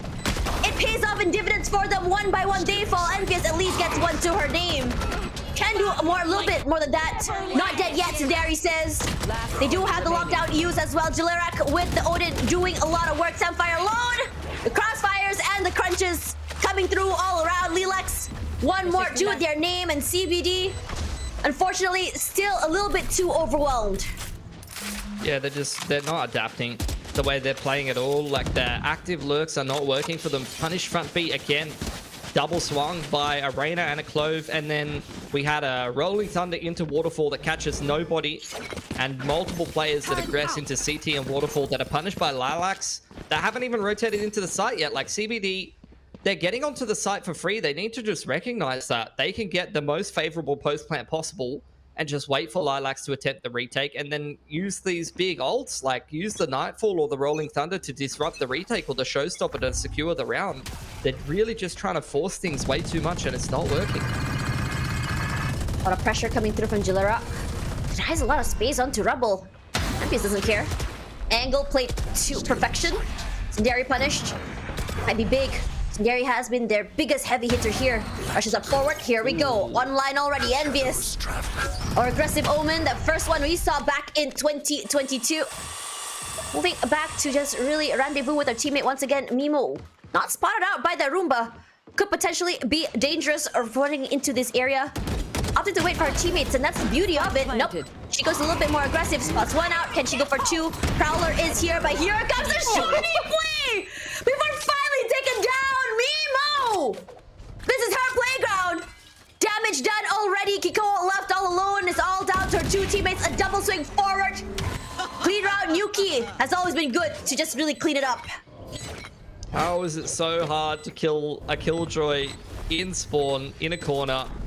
You've ripped the rocket as well and really just said to yourself, look, we're on a half buy, but we need a bloody round, Tash, please, for the love of God. Let's just kill this one player in spawn. And Nemo somehow got 3 out of that altercation. When Envious is out A fighting, you know, World War 6 by herself, getting multiple picks, and we just can't convert the round. Like, that's crazy talk. That is crazy. It just really doesn't look like CBD's in this game right now, and I gotta say it, like, we're at 9-1. This tack needed to come way sooner. We needed to see them recognize what wasn't working for them, recognize the way that LILAX has been playing, because they've been playing pretty much the same way this entire half, and start to adapt to that, and they just haven't been able to do so. And now they're in a position that's almost untenable, right? Like, we're already down a map. We're down 1-9. No one's really feeling it outside of Envious. This is a very difficult situation to recover from. I thought that it would be a mirror of the previous match where it was just a slow start for Cardboard Dinosaur. Taking too long to really figure out the start, but starting to feel like this time around, they're not finding an answer. As you mentioned before, they're all over the map. They want to do too many things at once. You know what? LILAX is playing their own game. Sometimes this overthinking is just leading them to... Like they've had a clean game plan on both maps that they've just been sticking to, and it's been working. Like, they know what they're doing, and so they're a bit more cohesive in the way that they're approaching it. Their teamwork's a lot better, and the players are confident playing in that system right now. Like, they are thriving. Credit where credit's due. And again, similar to what I was saying, like, for contenders in EMEA, it just feels this LILAX performance, you want to lean on the players that have experience and tenure in the scene, but through these qualifier systems, some of these game changer teams are so cracked, dude. They are. Nightfall used already, just to really deny that space, and CBD unfortunately forced to move out of the way. gonna be changing the trajectory. Might be a C hit if you think about it, but look at the amount of utility that's been left on that side itself. Mimo has been going above and beyond to make sure to protect the C side with her life there. I'd be able to potentially spot her out. No, can't. Okay, to just wait it out. Breaks the util all around the nanoswarms just by a little bit more time, a little bit of space. You can see the From the Shadows used as well, just to TP all the way into halls. Mimo is here this time. Not caught up quite yet. Look at where LILAX positioned themselves, all the way far back. And this is the moment we mentioned. We do not want to see a situation where an overheat will be happening. And Via setting it out. Lear as well coming through. She doesn't check the corner, but thankfully Elfie does. Finds Yuki. Spots out one going toward waterfall area. Mimo is here though. So they want to do is go for a double swing. They can. Great isolation for Coco. Excuse me. As the metal will give them a little bit more space. And a little bit more backside, so they need to just hold on to as much space as possible. They need to go for this retake here. Bit hard to do that as Kikowo gonna be great with that 3. Finds one more top side. Marpandes finds one, but Carpod Dinosaur finally converting that timeout. Looking good for them. Last round. But a 7 round is a hell of a long road to walk to. Yeah, and the adjustment, look at the minimap where they're playing. The adjustment in this round, it's not a macro adjustment. They don't change their strategy at all. It's all micro. All of them are actually committing to the same plan. We've got 3 players fighting spawn side together, one playing the pivot on waterfall and one on the site. You know, we're not trying to hold everything. We're not trying to push waterfall and CT and hold the flank and put the spike down. We're all playing together and committing to an idea, and that's what worked a lot better for CBD that round. A little more silence this time. Smoke's already down. How aware LILAX is. A bit more aggression for LILAX on B and C this time. Anywhere CBD quickly peeks, tries to get info, will be punished. Then LILAX is just like, okay, we got our one, move backwards. They've been doing that many times. But A side this time, look at the shift where Mimo has put in her utils as they quickly open up tree, go straight onto the site. All info all accounted for. And Mimo is all about just getting those pickups one by one, putting the swarm grenade just to deny a bit more space. Ooh, pops the head of Elfie. Kikowo going a little bit more aggressive. Mimo with a shorty. Can't find the right angle, but Senderi is here for that crunch. Finds Pigruto in those lurks. Very aware here as Envious quick to react off that broken door. Kikowo moving up forward with her teammates here. Samfire with her, just quickly swing up forward as well. And Marpandes all alone. This might be the start of the momentum shift that we were talking about. CBD needed just that one round to just really keep them online. Smokes all around. Marpandes needs to go for that defuse. Moved out of the way. Look at this util dump. Hard to deal with. Time ticking, not on her side. She needs to do something, anything. But in this situation, maybe go for a pump. Can't do more than that. Kiko finally online. Looking good right now. 9-3 curse has happened before. Can it happen again is the question. So gonna toss it over to our analysts to see what they think about this round. Thank you guys, and in the second half, CBD definitely need to get themselves back in the game. It's not looking too good for them, even though we can kind of expect the 9-3 curse to kick in. I think it's a huge surprise, not only for CBD, but also for LILAX, that the first half actually looks like this. So, Holden, why is CBD struggling? I'm a little bit lost for words. It's crazy to me that the single controller Clove with the Reyna is the 9-3 half on defense side Lotus. It just boggles my mind. I think CBD kind of, maybe they're overthinking it. Maybe they're just not on the right page, because the second to last round was what they should have been doing the entire half, right? Which was to force a reaction from the defensive side, force them to use both of their spokes. Senderi was literally running from the C side all the way towards the A side, popped down the smokes, and then they paused, let the round trickle out, waste their util, and then they re-hit towards C. There was no smokes available. The Killjoy util was, there was nobody on the site, and that was what they needed to do, is to play the rotations. That is what their comp is strong at, right? They have the breach, they have the fate, they get info, push away space. But they needed to do that earlier on. I think 9-3 at the half already might be a little too late. I'm not sure how they're going to be able to cope up against that on the defensive side. So if anything, CBD really need to just understand the strengths of their attacking side comp, which is, again, their explosive overheal potential, but they lack that sustainability in the long term with those smokes.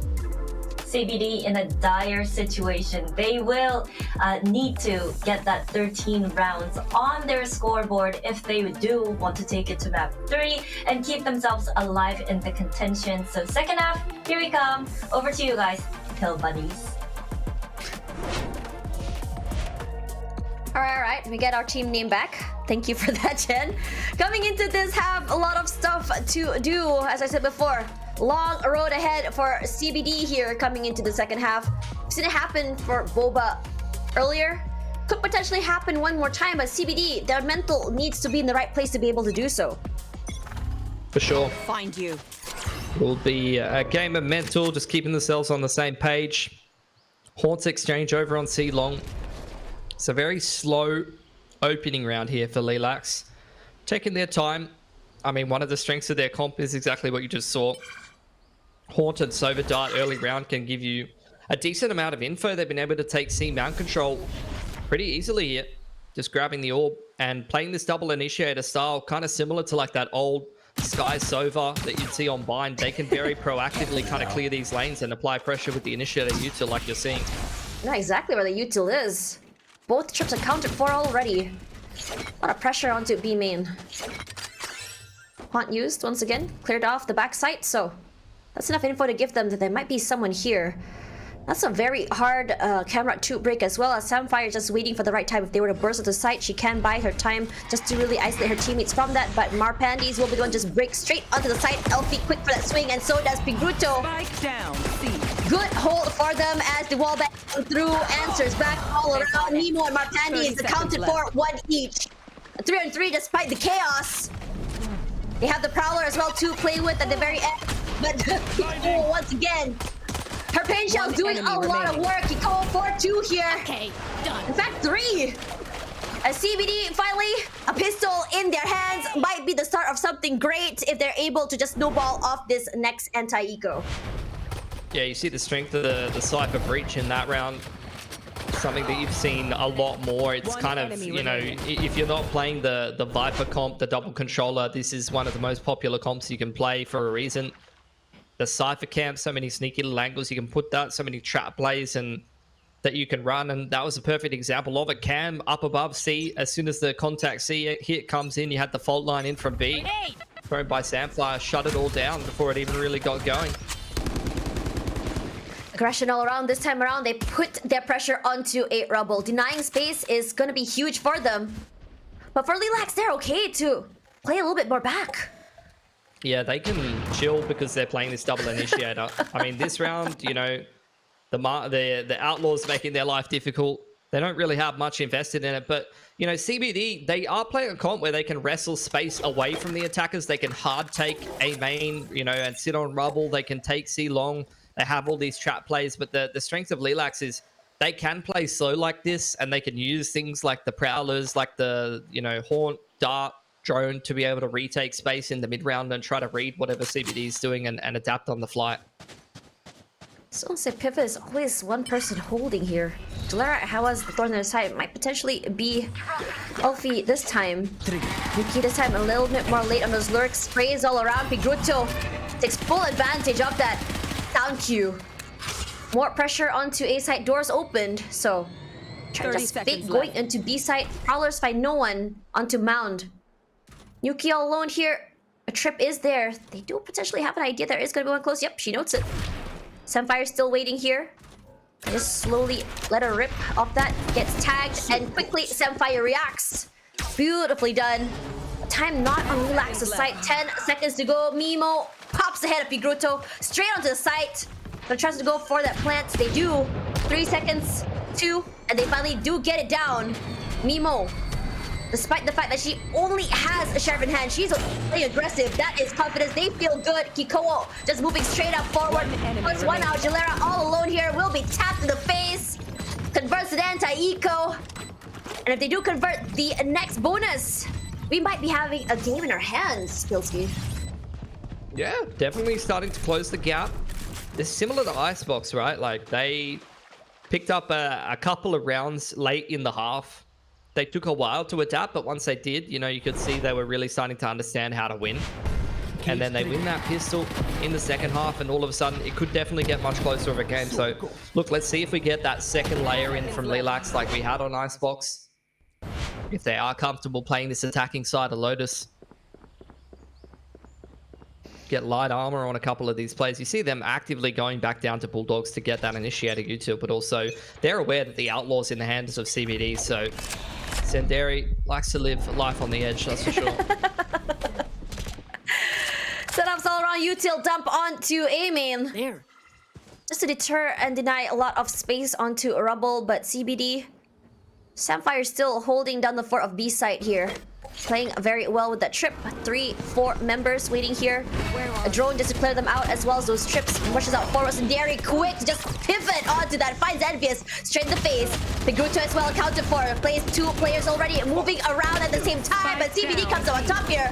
And unfortunately, Spike pushed all the way backside. Nemo all alone, and Samfire answers. They convert this round. Looking really good, CBD. Slowly making up the points here with only 3 points deficit, despite the large rounds ahead that LILAX had ahead of them. Yeah, I think you had that main control there for CBD. Like, it gave them such a easy flood over back into that B site. Big flood in through the hopper hole there. They had a couple of players coming in through C-Link as well, and LILAX, they're really trying to force the issue and fight one of those angles, but I think you need to be active towards A-Link if you've lost control of Rubble, if you've lost control of A-Main. When you take B, you have to really make sure that you're not letting them flood out through door. Yuki on the lurk. The Sheriff here. It's got 2 players to contend with, and Envious is going to get a pretty easy, pretty free one. Go get him. Ping-ponging off that contact. So the rest of LILAX just walking straight up C mount. Senderi's getting another orb. She is very much investing in this round, and it seems like she is very confident. Like, I've seen some of the previous series from her, and she does seem like one of the standouts on this team for sure. She's had a lot of big series for them. Senderi trying to disrespect that cage, not able to, moves back. Makes sure to see they're not getting backstabbed here. And CBD, they've been playing a more reactive instead of proactive round, playing very back, except for 2 or 1 players over on one side. Nice high-low setup here from CBD if anyone were to push through. Aldron as well, accounted for already, just to really check out and suss out the area. So these util dumps could potentially buy a lot of time and space, but let's see whether or not Senderi can just quickly just pivot off that 30 seconds onto B left. site. 30 seconds to go, time ticking. Immediately just break the util as well. Quickly just gonna pop the head of Samfire. Can go for 2. Aggressive. Our panties here. Sharp with the Sheriff. Smoked out already. Can't do much. And 3 gun barrels onto you. left. With only 10 seconds and the spike nowhere in sight. Just gonna quickly dwindle down the time. Has to go down here. Crossfire. Not able to take one more head off. And CBD runs away with another round. Yeah, they're making this defensive side look pretty easy. I think LILAX need to start to see some level of adaptation out of them. We've seen most of the time this A main control out of CBD. That is their go-to, kind of playing the breach on the rotation, obviously. The reactive util, very strong from the middle of the map, but it's A main control from CBD, and they put the Cypher on C. Like, LILAX gonna take a tactical timeout now. Have a chat about how to deal with that. They are getting pretty close to a lot of big impact ults coming online. Do have the Clove ult, but also very close to Lockdown, Hunter's Fury, Nightfall. So really could start to help them crack through this dry spell, but it's not just going to be the ults that get them across the line here. Like, they have got to make some pretty big adaptations. They've got to recognize the control that CBD is taking and how they're taking it and how that affects the rotations in the mid round, because that is the most important thing when you're playing this double initiator comp. Like, you need to, when you forfeit that aim and control and you take C, decide, okay, we're committing to C site and we're going to actually execute and we have some kind of set plan, or we need to decide, okay, in the mid round we're going to retake A first and deny info over there because we know that the defense has taken that. So we'll see if we do start to see a bit more of that adaptation, if they can test the initial map control out from CBD. If they go C here, though, you've already got a pretty big C trap, and they've swapped the Cypher over towards A, so a bit of an adaptation for the defense after the tack timeout. Comes the haunt. Okay, quick to get rid of it. For CBD, look at that, 3 on C already, leaving the B site onto the mercy of a single trap wire. But that's enough, honestly, if you think about it. Have an idea on how to play off this, being able to just react off each other could be huge, and CBD has been doing just that. Yeah, I mean, the Fade got full info out A. So they recognize this is a different round. And I like that they're going back. Like, they are recognizing this is exactly how you have to play this double initiator comp. Like, they are seeing, okay, they haven't taken rubble. This is clearly a very different setup. We haven't seen anything at A at all. So this is some kind of retake setup. We can just go hit A. So really, really good reading in the mid round. They should get a free sight hit. And then it'll be down to the post plant. Broke one there. They also see using that Prowler just to break all those util up forward plant. Finally, CBD get it down, and with 5 players still very much intact here. But the retakes is gonna be another question. Nightfall is here. Pigrocho rushes up forward and finds herself with the util in hand. Yuki and Senderi good for one Empire as well. Go force back. Our Patty is gonna use that seize. Trying to be able to get one, and she waits for the right opportune moment. LILAX is there just to context play. They need to just crossfire back. They can be able to do so. The stun are doing work, and so does Mimo. Sapphire left alone. Pops the head of Senderi. Here comes Fury, but just corrals her straight into Mimo's crosshair. A good run for LILAX. Finally, they get it in the end, and converting that timeout as well. That was much better, you know, using the... Oh, I dropped my spoon. Sorry, Tash. Using the initiator util to inform their decision making and make the right choices in the mid round. Set them up super well. I love how aggressive they played as well in the post plant. You could see that CBD, you know, they have this really strong comp for coming back in on the retake. They committed the Nightfall. They committed the breach util as well. But when you're playing forward on some of those aggressive off angles that the defense isn't ready for when they're attempting that retake, you can definitely get caught off guard. Again, the one way towards A main, Marpandies is sticking around. She gathered great info on the fade towards A in the previous round. You're even hiding the camera from CBD here. Here's the drone from Jellarak having a little bit of a look at what's going on towards C. They don't see anything. Hopefully that doesn't lure them into a false sense of security, because this is a big trap being prepared by CBD. Oh, Kiko, very aggressive. Playing with the util as well, pops someone with her pain shells. And she wants more, pushes out forward, very aggressive round. Also flash, a one-way smoke. Big area to climb. And the spike is completely in the mercy of CBD. They use the haunt just to really clear those angles. Smoke drop down as well, Senderi. Clear the angle with that. Senderi eating quite a lot of damage there. Util dumps all around from CBD. Hard way, but it's gonna be Senderi very quick on that headshot. One moment is there. Metal thrown out as well. They know that's one close. Gonna pop the smoke just to really isolate these angles. Finds one more Sapphire close. Not dead yet. Kikoa finds our panties. And now Kikoa for 4, potentially going for the ace. Gonna be denied by Senderi. She has always been sharp. Overhealed, but no, I can't do more than that. Tall order, and CBD finds the right opportunistic play. Just bring them to an 8. What a comeback. Yeah, they just needed a bit more patience there, LILAX. You know, they see the one way over towards A main and they read that as potentially a rubble setup, but that's just poor communication on the part of the A default player. Like, you've only seen an open smoke. There was no raised satchel, there was no boom bot, pain shells, no fault line. These are the key pieces of information that you need to be conveying to whoever's doing the calling on your attacking side, because those are the pieces of util that it's going to tell you there's players out A. Exactly like you're seeing here. Shrouded Step, Paranoia, raised util. They know they're active on A. Are they going to clear out is the question. They got punished so many times in this angle. Kikoa with the Roomba! Straight to Nuki. Envious is still unaccounted for, but doesn't really matter. Pivoting into B site, full control of the area. A Sapphire. Huge tap to the head. Jellarak goes down. One by one, the members of LILAX go down. They have no clue how to deal with this defense. Giving them a taste of their own medicine. Ring around Rosie with the door. Elfie goes down. Elfie for 2. Almost equalizing. A 9. This half looked almost impossible for CBD to come back. But understanding what's at stake here, CBD wants to bring us over to the distance. looking like a completely different team now. Momentum is firmly with them. Enemy remaining. Strong economy to boot, some big impact ults. The individuals are starting to fire up as well from CBD. Kikoa in particular has had a masterclass of a game so far. A lot of big multi-frags on her part, and she's earned herself another showstopper here. Bring them down. A main control taken by CBD. Different approach this time. Sorry, A main control taken by LILAX. Different approach from CBD. They clear front B, and the Razor's pushing quite deep there. Envy is playing retake A. And it looks like LILAX are just going to pull the trigger on this A hit. That's unlucky. Losing your omen through the smokes there. Aggressive pushes all around. Recon finds no one. Sinderi.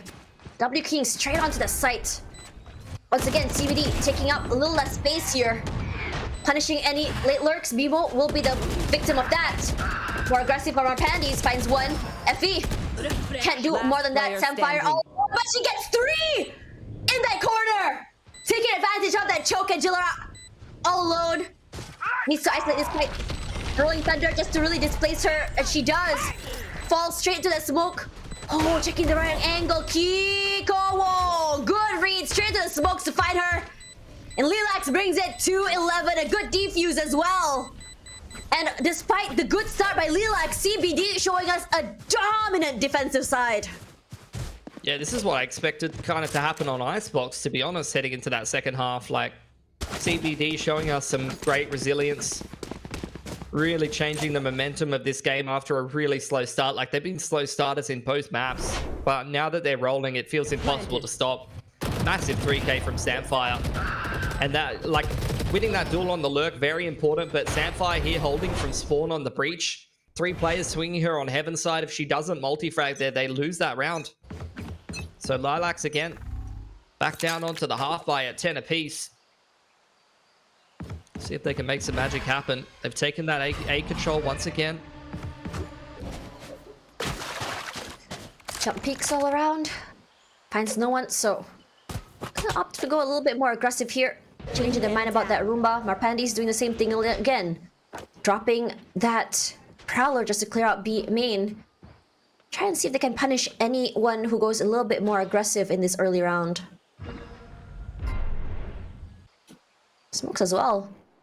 Look at how many bodies are there onto B main. Trips is there, so Samfire has been great to just really buy some time. The trip goes down, smokes her off this time. Due diligence all around, making sure to cut off any angle they can play with. Here comes the concuss just to clear up those angles and corners. A high, low set up there, beautifully done. Yuki taking 2 to her name. Nice Pigruto playing very carefully this angle. Pigruto with a better gun comes up on top. Not before she takes up quite a bit of damage. You see the neural theft used as well here. As Marpandi's play a little bit more aggressive. Sprays all around, knows exactly where she is. Jillera once again tries to make things happen with that Marshall. Can't do more than that. And CBD take the lead finally. It's been a long road to get there, but momentum is well and truly with them. One off the nightfall now. Winning every single round on this defensive side, except for one. That one got a little spicy. In fact, you know, a couple of these rounds have gotten a little spicy, but they've stayed resilient. They've completed a lot of these retakes very favorably. Heading into the kind of dying moments of this game here, LILAX getting close to a lot of pretty big ults in this round. See if they can use them. A bit more of a direct approach as they make their way out A early on. They're not interested in running around the map and informing the decision making. They just want to commit to this A hit straight away. Sinderi this time being the tip of the spear, gonna feed herself those alt orbs. Really need to rely on that pressure they get from the not dead yet. Samfire is here.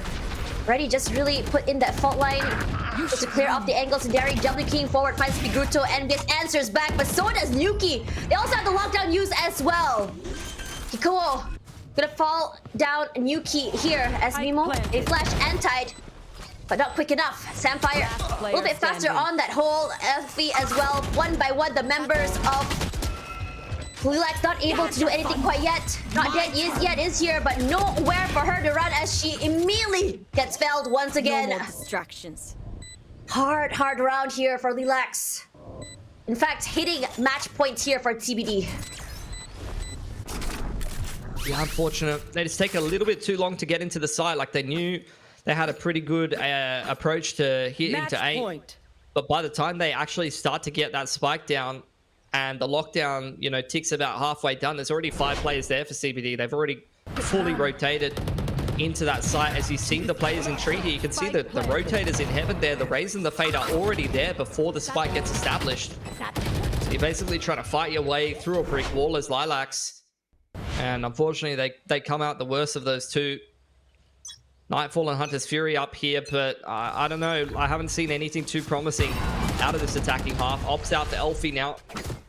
A main control taken by CBD. Look at that. It's been such a big problem for LILAX. They want to take these early fights. They want to fight for control. But CBD has just been denying them that. Opting to go for retakes, opting to go for post-plant situations. From the shadows used as well, just to get some information, finds no one. At the very least, it's just been defaults upon defaults for LILAX. Not finding an answer, not finding a hold. They know where the other members of CBD are. They know how to play this. But the fact of the matter is, they have these protocols for this defense side, and CBD showing us what makes them tick on this map. It's always been this defensive rounds. Yeah, LILAX have a lot of information. They know exactly what the setup is. Going to start to make their way over towards C here. Elfie and Pegruto ready to defend. Nightfall's there. Reactive util out of the Fade. There's the aggressive Nightfall from the attackers. Trip gets triggered, but it's not punished there, Tash. It's a lot of damage though. Wall bangs all around. 30 Elfie seconds left. low already. Answers back to their own Nightfall. Pegruto playing this corner to perfection. Finds no one though. As the sprays come through, Pegruto and Envious capitalizing on that chaos. And Derry is still holding down the line. So is Mimo. But 2 on 3, 1 man disadvantage. Look at this 3-way high-low. A bit much. The plan does come through. They know what Mimo is. They know they're isolated. Can't do more. All alone here. 100 HP, but the double swing's a bit much. The CBD convincingly show us what a comeback looks like. And we go to map 3. That's huge. 10 and 1/2, I think, on defense there after going down 9-3. And after a similar kind of story as what we saw on Icebox, they showed a lot more resilience there on Lotus. And I think that's going to give them a lot of momentum heading into the third map. They could definitely make the reverse sweep happen now. Yeah, reverse sweep could be very impressive. We saw that happening in VST Pacific. Let's see whether or not it'll happen in here. So let's toss it back to our Atlas to see what they have to say. Thank you, casters, and the dinosaurs are back! Definitely a sigh of relief for CBD. Second half looked drastically different from the first one. Now, tell me all about it, Colton. I mean, they completely look like a different team. It did not look like the CBD we saw in the first half, and how they played in that second half was so beautiful. I mean, every single piece of aggression that they did, it was always with 2 players or more. You could see the amount of utility advantage that they had where you compare utility to clear out certain parts of the map, and I loved what they had in store for us. And a little bit of a jinx, I might admit. I said there's no way that they could come back from it. They left themselves 2 little rounds to work with, but LILAX only had 1 round in the second half. It was a 9-3, right? It only managed to pull 1 round away. What an impressive run from CBD, and credit to Kikowo. I think you compare her performance to Icebox, where she was on the Killjoy. She didn't really have that that freedom to, you know, go entry into sites to take on those duels. Now she's top of the scoreboard, 25 and 17, 299 ACS. Incredible work coming in from CBD. I mean, I guess comfortability kind of comes into play as well. Meanwhile, Sinderi, speaking of being comfortable, doing everything she can on that Clove. You know, looking at the first kills, it was neck and neck. Yeah. I have to say. I mean, despite it being so close, just the fact that they were able to come back from such a deficit and really look like a completely different team. Like on the first half, they really had no idea what they were doing. Right. LILAX were just completely tossing them around the map, just doing whatever they wanted. But when we swap sides, you can see, you know, the comp diff, I would say. Like LILAX, yeah, they have that team play coming in within them, but when CBD have the chance to exert their dominance on the server, when they have the opportunity to do what they want to do, set up for those trap plays, set up for those retakes, the barrage of utility is so oppressive. The players of LILAX just had no idea where to look. 5 different angles coming in. Yeah, the C's flying in your face. There's a nade coming in as well, a stun and a flash, all over the place. Some of these scenarios were just really chaotic, but still very controlled coming in from CBD. And I think you can look at the heat map right here. A lot of fights on all 3 points of the map. It was very dynamic coming in from them. Very willing to go for retakes as well, and it was executed to perfection. Good news for CBD. Oof, I thought we might be losing a dinosaur in the contention, but they keep themselves alive for now. We have another map coming up, but before that, Kikowo, honestly, if it wasn't for her, there were a lot of rounds where the CBD might have lost their momentum. Yeah, I agree. I think Kikowo coming in as the duelist player on this squad as well, putting up this kind of a performance on that entry duelist as well. It's not an easy task, especially on the defensive side, right? You don't have that much liberties. You have to really work with your teammates, call for flashes, call for the Fate Seizes to team up. Right there, literally the first kill was that paint shell kill. It is these pieces of information that gets passed over to her to allow her to set up for those kills. But of course, right, on the other side of things, Senderi also had an incredible performance. I mean, part of me doesn't even know how she's able to pull away with some of these kills. It just looks crazy from her. That Odin. I like that new skin. This one But as well. I digress, yeah. The awareness to just go for that peak by herself. I don't know if that's just confidence or if it's just like a sixth sense, just knowing that you have that little bit of a timing. And I these love rounds are this. so close.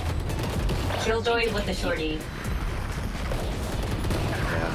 One enemy remaining. I mean, just looking at how the map panned out, a lot of great shots coming in from Kikowo. Spike down. Showstopper actually getting quite a bit of value as well. The last kill right there, Elfie with the shorty. She's been a fantastic player as well. I mean, I remember one of the rounds where Senderi was kind of flanking Elfie. She turned around 180, just completely destroyed her at the C-mount position. So everyone on CBD really turning up and looking like the team that we all know them to be. And they should turn up. I mean, it's an elimination match, right? Oh, yeah. I saw a lot of heroic plays from Kikowo and every single one of CBD players when it was needed the most and when it mattered the most. So scoreline is 1-1, and we have a Sunset coming up as the decider. How excited are you for that one? Jen, would you like to take a wild guess what agent Senderi plays on Sunset? I don't know. There's so many agents she could be playing. Yeah. I'm gonna say Clove. It would Yeah, be a you are shock correct. not to see Clove. it will be. I do expect things to be exactly the same going onto the map. It is a map that both of these teams actually don't have too many reps on. Two play for each respectively. So might be a pretty interesting one. As a decider, both of these teams not that familiar on this map. It really comes down to who can adapt on the fly and who really turns up, when the pressure is on them. All right, Sunset. It's all on Sunset to decide who gets to stay and who gets to leave. Now, production, should we throw off to a break? Yes? Silence means consent, surely. No? Maybe you can Or just. should we talk more? Yeah, we can talk a little bit more. Okay, yes, break. Yes, break. Okay. Okay, take a break and come back for Sunset.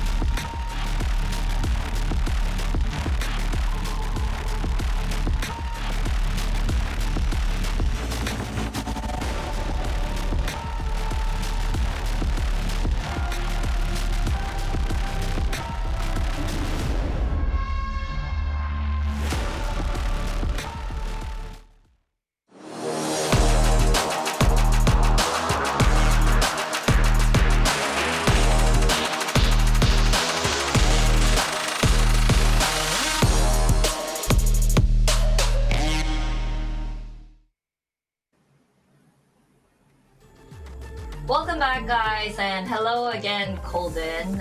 It looks like we're going the distance for the second match of the day today as well, with Lotus going the way of CBD. I think both teams are really fired up and they have that last motivation to really try their best on Sunset. Yeah, Sunset, the final decider. You can see the scores of the first two. I mean, they each pick up their own map picks, but incredible comeback coming in from CBD on Lotus. But yeah, this is going to be Sunset, the final decider.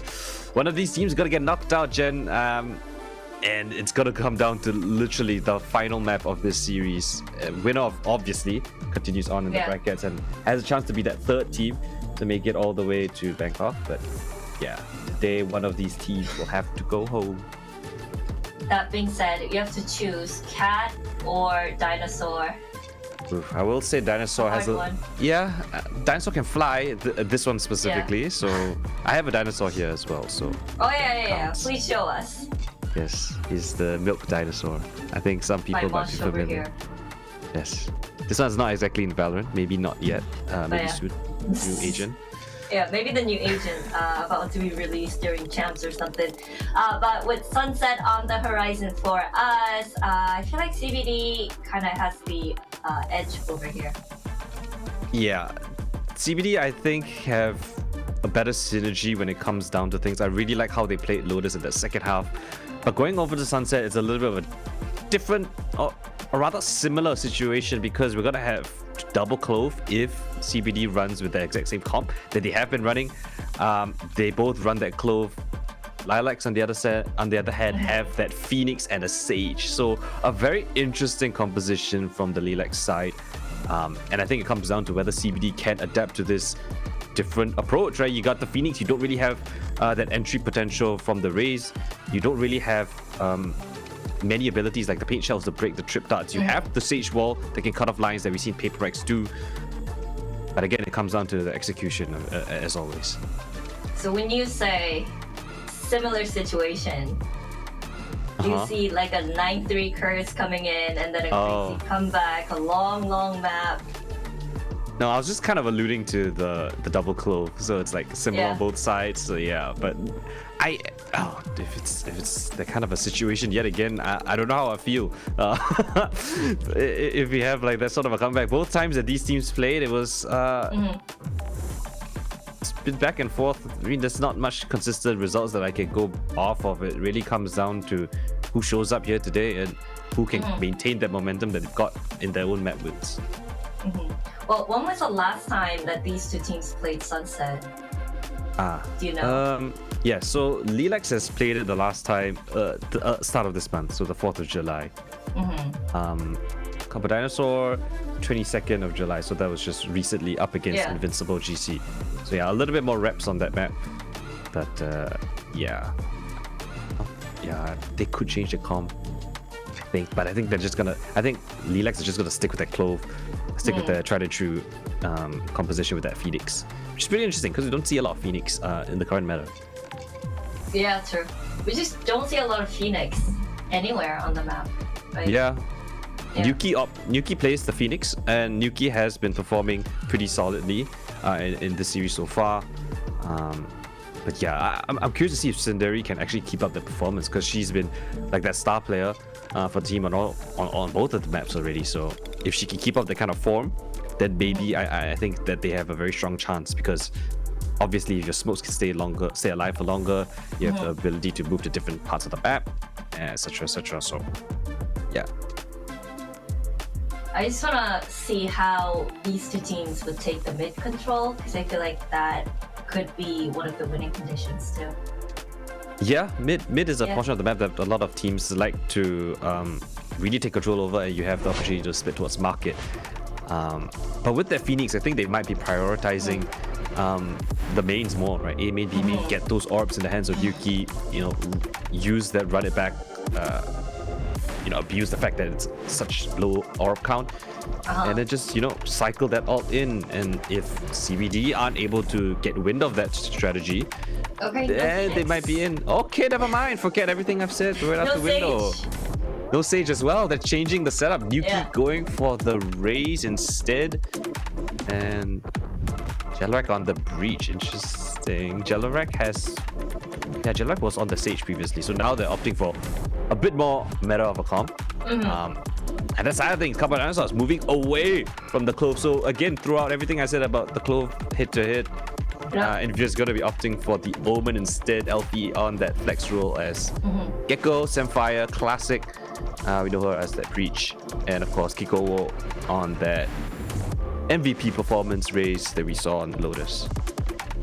It's gonna be head-to-head battle between Yuki and Kikowo. Not too left field for both teams, I guess, comp-wise as well. So I guess it's time to hear from the casters what they think about this comp changes. So over to you guys. Thank you very much. A very, very exciting thing looking at this one. Now, coming into this one in particular, I just want to really point out both teams suffered losses the last time they played on this map. But again, Cardboard Dinosaur looked a little bit stronger, coming toe-to-toe with none other than Invincible GC, the team that nearly took a map away from Zipto. So that is something to put into consideration here. 100%. So I'm keen to see how this map goes. I mean, this will be a decider where both of these teams have pretty limited reps on this third map. So especially with a couple of last minute kind of agent comp changes coming into the equation, we'll see. Less so last minute for LILAX, just in terms of officials. Yes, they have shopped around a couple of agents, but as Golden mentioned, a couple of weeks since they last played this map. So maybe they've had some time to implement those changes.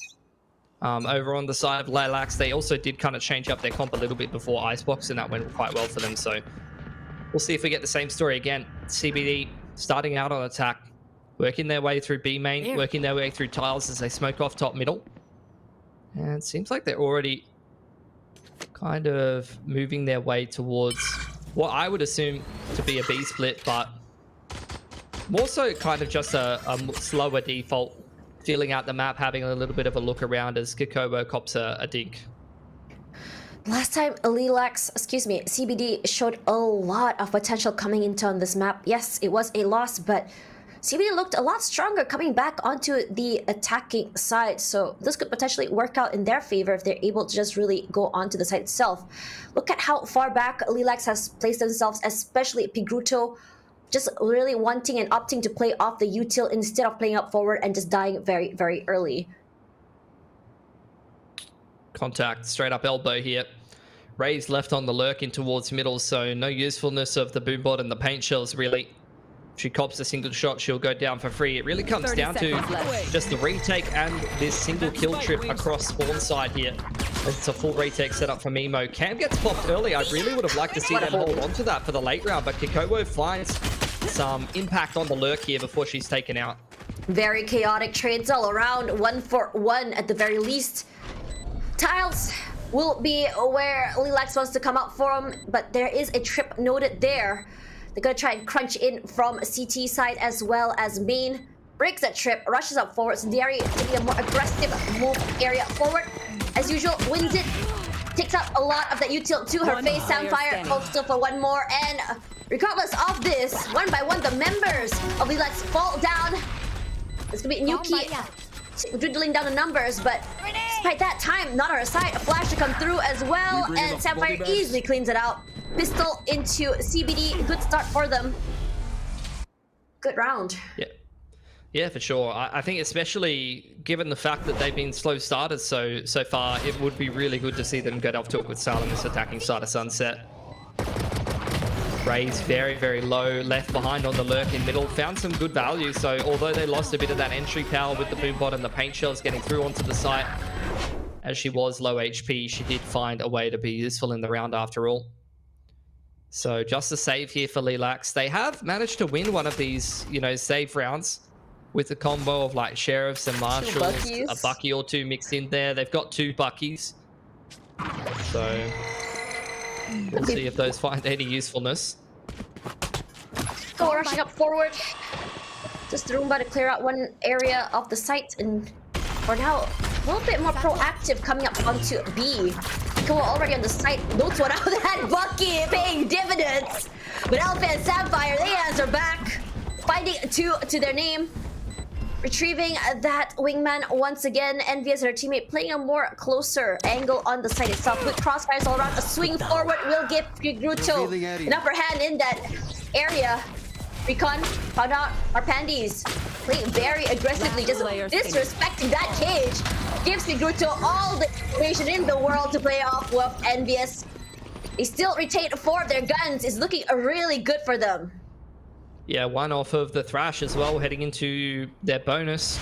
Could be a really, really big ult to give them an in into this next gun round. Keep an eye on where Senderi's playing on the Clove, because it's going to very much limit where she can smoke. You know, you don't have that global presence, as we've mentioned, on the Omen, and she's just going to play in the middle of the map to make sure that she can lend smokes to either side where needed. Cypher and the Sober playing the B side together, as you often do see.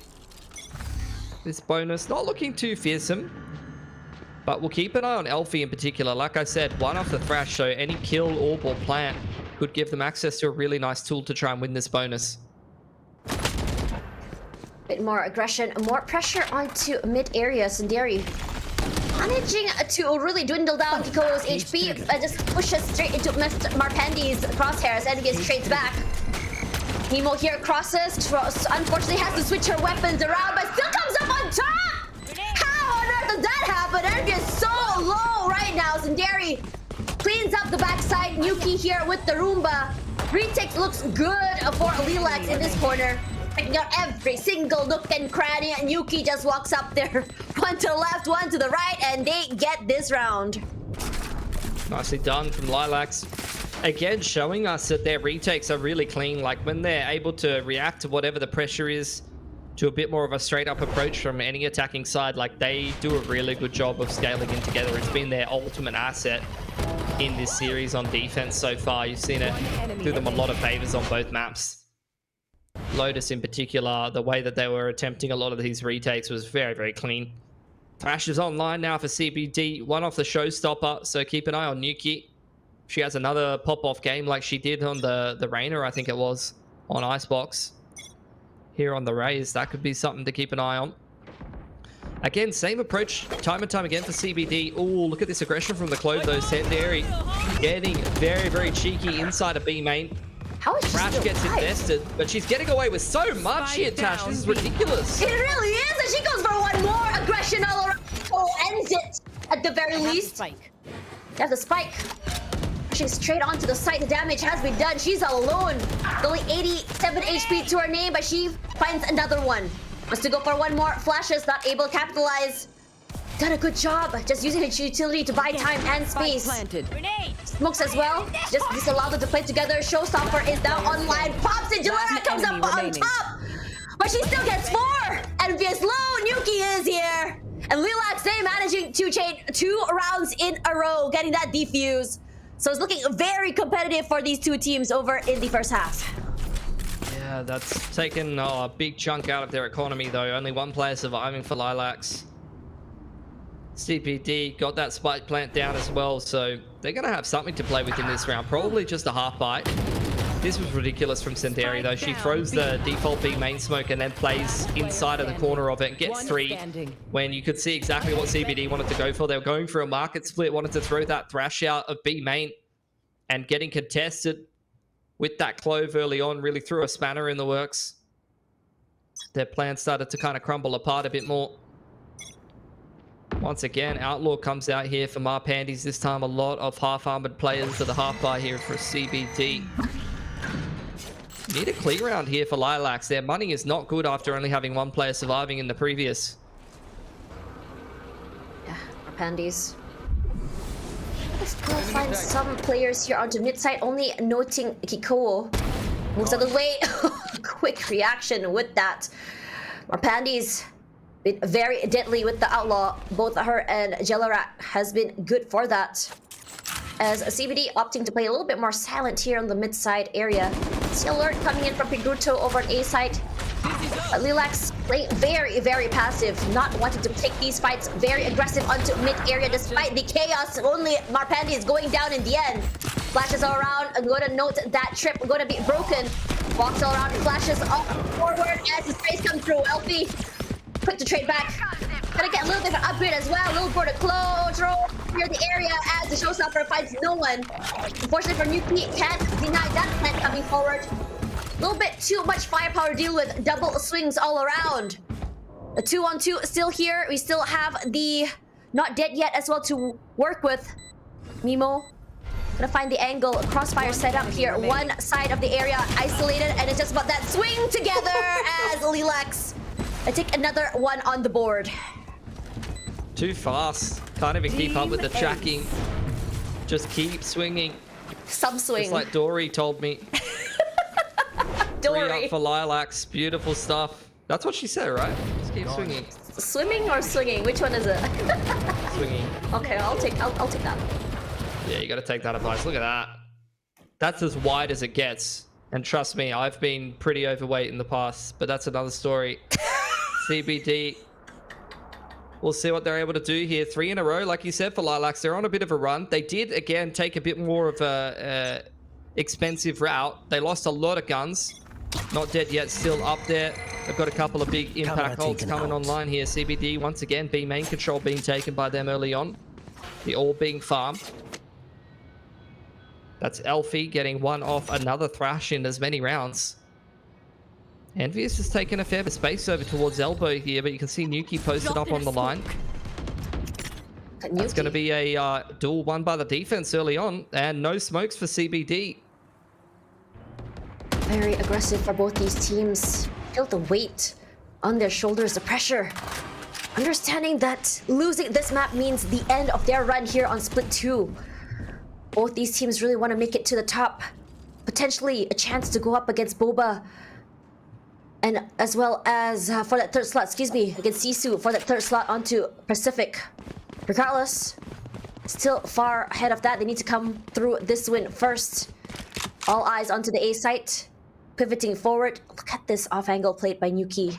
She capitalizes. Could be deadly.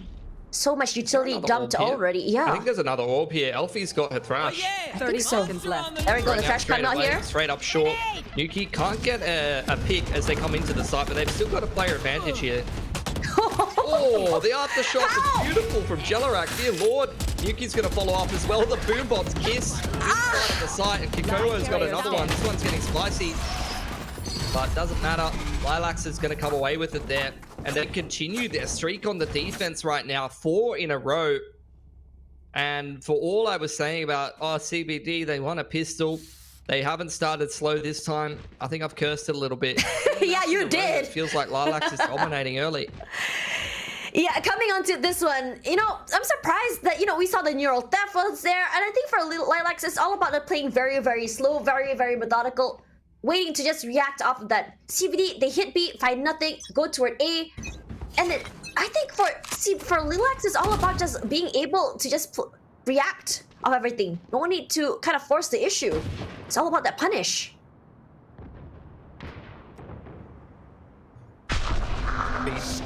Taken pretty early on here by CBD. Okay. Gonna get Kikoa throwing down that boom ball. They're gonna force the issue into spawn here, Tash.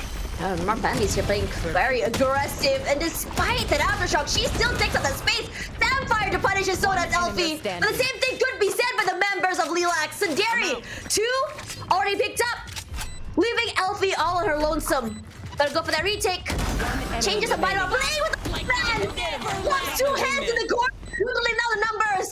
Still, I think this fight could be huge.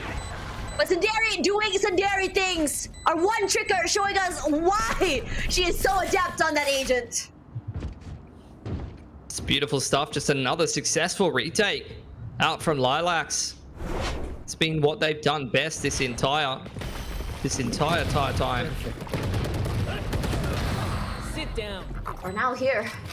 You can see that Elfie, she played that to perfection. The angles already. Unfortunately, a little bit too greedy. It should have been okay to just allow some space, just mentally reset, but it's all right for them. Knowing that LILAX is able to take 5 in a row, and this, personally for me, this timeout, a bit late. She's always got another Thrash. This will be her third Thrash in like 8 rounds. insane. But then they're really having a tough time converting rounds off the back of those big ults. Like it seems like CBD, they're getting into sites, they're getting into post plants, but the retakes are just way too strong for LILAX. Got the Rolling Thunder and the Hunter's Fury up now for Marpandes and LILAX, so those are going to be difficult to deal with. Sapphire, Rolling Thunder of your own. I think CBD, you know, you've seen them run a pretty similar default, pretty similar map control time and time again. It hasn't really been working well for them. It's been a big focus towards B main and market with active lurk towards A. I think Maybe we need to work the map back to front instead. Let's go take some elbow control, something like that, and change up the way we're approaching things. In this case, though, that wouldn't work particularly well for LILAX. They feel like after the attack timeout, CBD is going to go and do something over towards A, and they're well and truly ready for it. Yeah.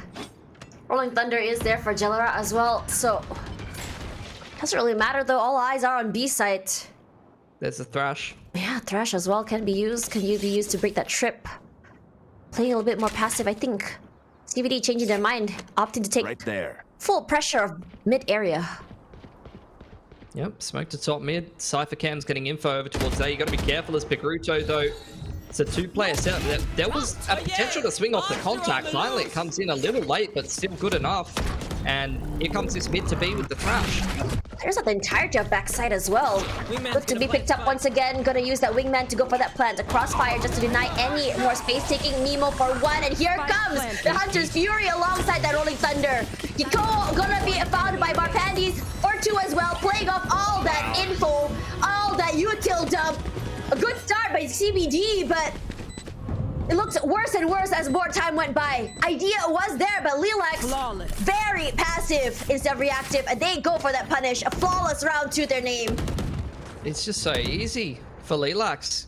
It's the same thing as on Lotus, right? Like we're getting these big shoves into CT, into spawn rather. We're getting aggression as the spike goes down very early on in the post plant that's getting punished every single time. Like you need a different approach here as CBD. We got to mix in like a lurk that isn't in the early round. Like their lurk timing has usually been off. It's usually been punished. LILAX puts a lot of effort and emphasis in actively going and clearing out the lurk a lot of the time. If you go for a lurk, you know, late into that post play, I think you're going to be a lot more successful finding a timing. Timing is key. Control taken this time. That's right, moving in with that util. This time around, it's gonna be orb into their head. They line up for Alfie. They have neural step to use as well. Notes all the positioning for the members of LILAX this time around. Looks looking good for CBD. And Vias gonna catch Marpandes over on the mid side. Elfie waiting for the right time to straight go into the side itself. Mimo getting traded off here. Jelera as well. A flash just really swing onto the area. Notes one, notes two. Can she go for one more is the question. Numbers dwindle down and no better time for that. Just to really play off the information as well as those util. Samfire might get a bit antsy, but she goes a bit more safe. Moves out of the way, stabs and strafes away, but Samfire comes up on top. Unfortunately, that whiff, a little bit much. The pressure too much for Jelera to deal with. And CBD, they finally find another round to their name. It's always the last one that's the hardest. I don't know why, but that was so clean from Jelera. Like really nice retake attempt there. The flashpoint catches all three and she's tapping heads for days. But as we saw in the one-on-one, couldn't hold her nerve, unfortunately, despite dodging the fault line really nicely there. So MT's in the chat. But that'll be finally a third round for CBD, and Elfie's almost up to her fourth Thrash here. Showstopper's up for CBD. That round, I mean, coming back and retaking A in the mid round after applying a lot of pressure on the mid to B and trying to draw a big reaction in terms of the rotations from LILAX worked very, very well. A little bit fortunate to catch that lineup there for Elfie, has to be said. Very passive default to start things off here for CBD. Scanning ahead. Scan. Finding no one here as CBD once again. Playing mid area has given them so much control, whether it to be to A, to B as well. And it really just puts LILAX on their toes. No clue where to look at, but Sundari this time. Bigger aggressive style play, shorty in hand. Able to do it before, wants to do it again. Marpandes moves out of the way despite all that util. Kikowo rushes up forward with that showstopper. By some time, It's gonna clear out the back of sight with that. Nuki gonna find at least Pigruto at the end. But they do have their own showstopper to play with. Tagging, ping-ponging, whatever you want to call it. They find one each here. Elfie forced to move back here. The Marshals to clear out that angle, deny some space. Kiko will be found in the end of the day, but the members of CBD will be walking into every single one of LILAX's crosshairs. Even had a completely different approach this time from CBD. Like they turned the mid control into a mid to A. I like the call. You know, going up mid to short with the showstopper. It just doesn't find the right target. And again, like LILAX, every time they know exactly what's clean and dirty, and they always have a good approach in the mid round on these defense, you know, scenarios. They recognize exactly what CBD is going for, even when it's not a strat that they've seen before, and they're playing to their win conditions. Like they're all turtling side, running away from the showstopper, and then go back in with their own showstopper and a flashpoint really cleanly to be able to break apart that push on short. And in the meanwhile, you're getting multiple players rotating in through top mid and crunching the push together. Like it looks just so clean the way that they're playing these mid rounds on defense. LILAX, players from Thailand, some of them seasoned, especially Nuki. But most of the players in this team, very new players. Some of them never even made it this far before, showing us and putting a fight against very seasoned players. I'm talking about Envious, I'm talking about Samfire. And for them, being able to make it to Pacific could be a big thing in Thailand, where they live in front of their own crowd. Could be one of the greatest stories of a rookie team in history if they're able to make it come true. But for now, after this, sorry about that, Pilski. Go ahead. No, so far, like I feel like they've been the better team today. No, like outside of the Lotus defense, their Lotus attack, which was really not great. Most of the halves have favored LILAX, and this one's favoring them a lot as well. Really nice push timing down A main. No trip there. There has been no trip there a couple of times. Rushing in straight into the side itself. Ko W keying forward. A lot of pressure coming through. Sanderi only good for one. Liz Bimo is here to equalize. Neural Theft comes out, and Envious takes full advantage of that. Gets a bit of an upgrade into her hands as well. Elfie with only 5 HP left. Shadow Step gives her a little bit more space and control of Boba as well. And Yuki with the lurk. Great to find Samfire. Roomba just to clear out. Our Panties quick to equalize. Ignoring Lil Bro and being able to spray out, and LILAX takes this round. After the timeout, looks just so good for them. Taking it back. What a great teammates coming out. 1 kill to their name each. Last round before the switch. Last round of the half here to see if they can scrape together 4. You know, I'm saying it's their 4th, I think, 4th or 5th thrash this half, but they haven't really been able to convert many rounds off the back of it. Would love to see them, you know, they've used the thrash to take the site really cleanly, and LILAX, you know, as I've mentioned a bunch of times, has been very comfortable playing retake. As CBD, I just love for them to use the thrash to take space, pick it back up again, and then use it to contest the retake. Don't force the issue too much. Op comes out for 2 players on Sunset. You are never ready for 2 ops on this map, and oh, they almost lose their smokes off the bat.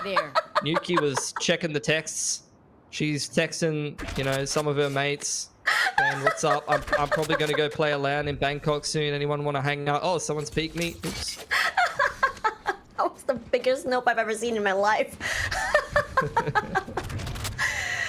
into this round here. Still, LILAX forcing CBD to play in their tempo, in their rhythm. Thresh up on line already, gonna find 1. Elfie unfortunately will be taken down. No, CBD will not be able to follow up with that. Kokoa will be the one to find Jillarak. Trades down A. Counted for by Barpandies here. To quickly push, taking a little bit more of an aggressive approach onto Ali's side. 55 HP to her name. She needs to pop some hits. Can't do so as Kikoa gonna potentially go for 2 with Samfire. Great teamwork, gate play as Yuki just rushes straight into the side. Pikuta is there to just really deny that space and area. But Yuki, how on earth is he winning all these duels? They have this crossfire set up just for her.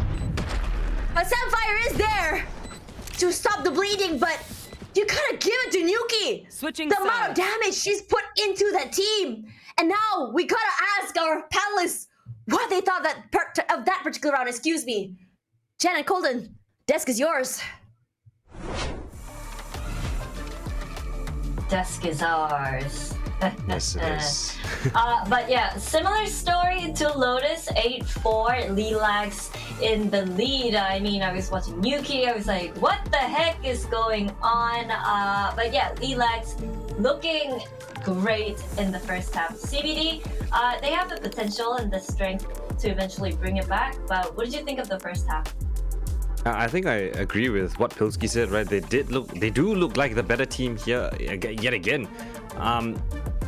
Just coming down to those executes. Yeah, sometimes when CBD find themselves in the sides, they get the spike down, but it's the post plans, right, that seem a little bit disjointed. It doesn't seem like they're on the right page right there, just as the round just ended, how that post plan happened. Again, it was down to such a scrappy 1v1.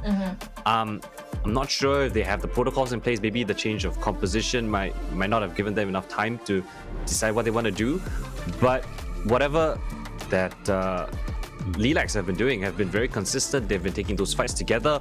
Yuki, one of the players that we mentioned early on when the series began, right? One of the players to watch out for. She is again putting up those numbers. So yeah, if LILAX continue with this kind of performance when they swap sides, I think it should be a pretty convincing win for them. And CBD, their turn to step up to the plate yet again, similar to Lotus.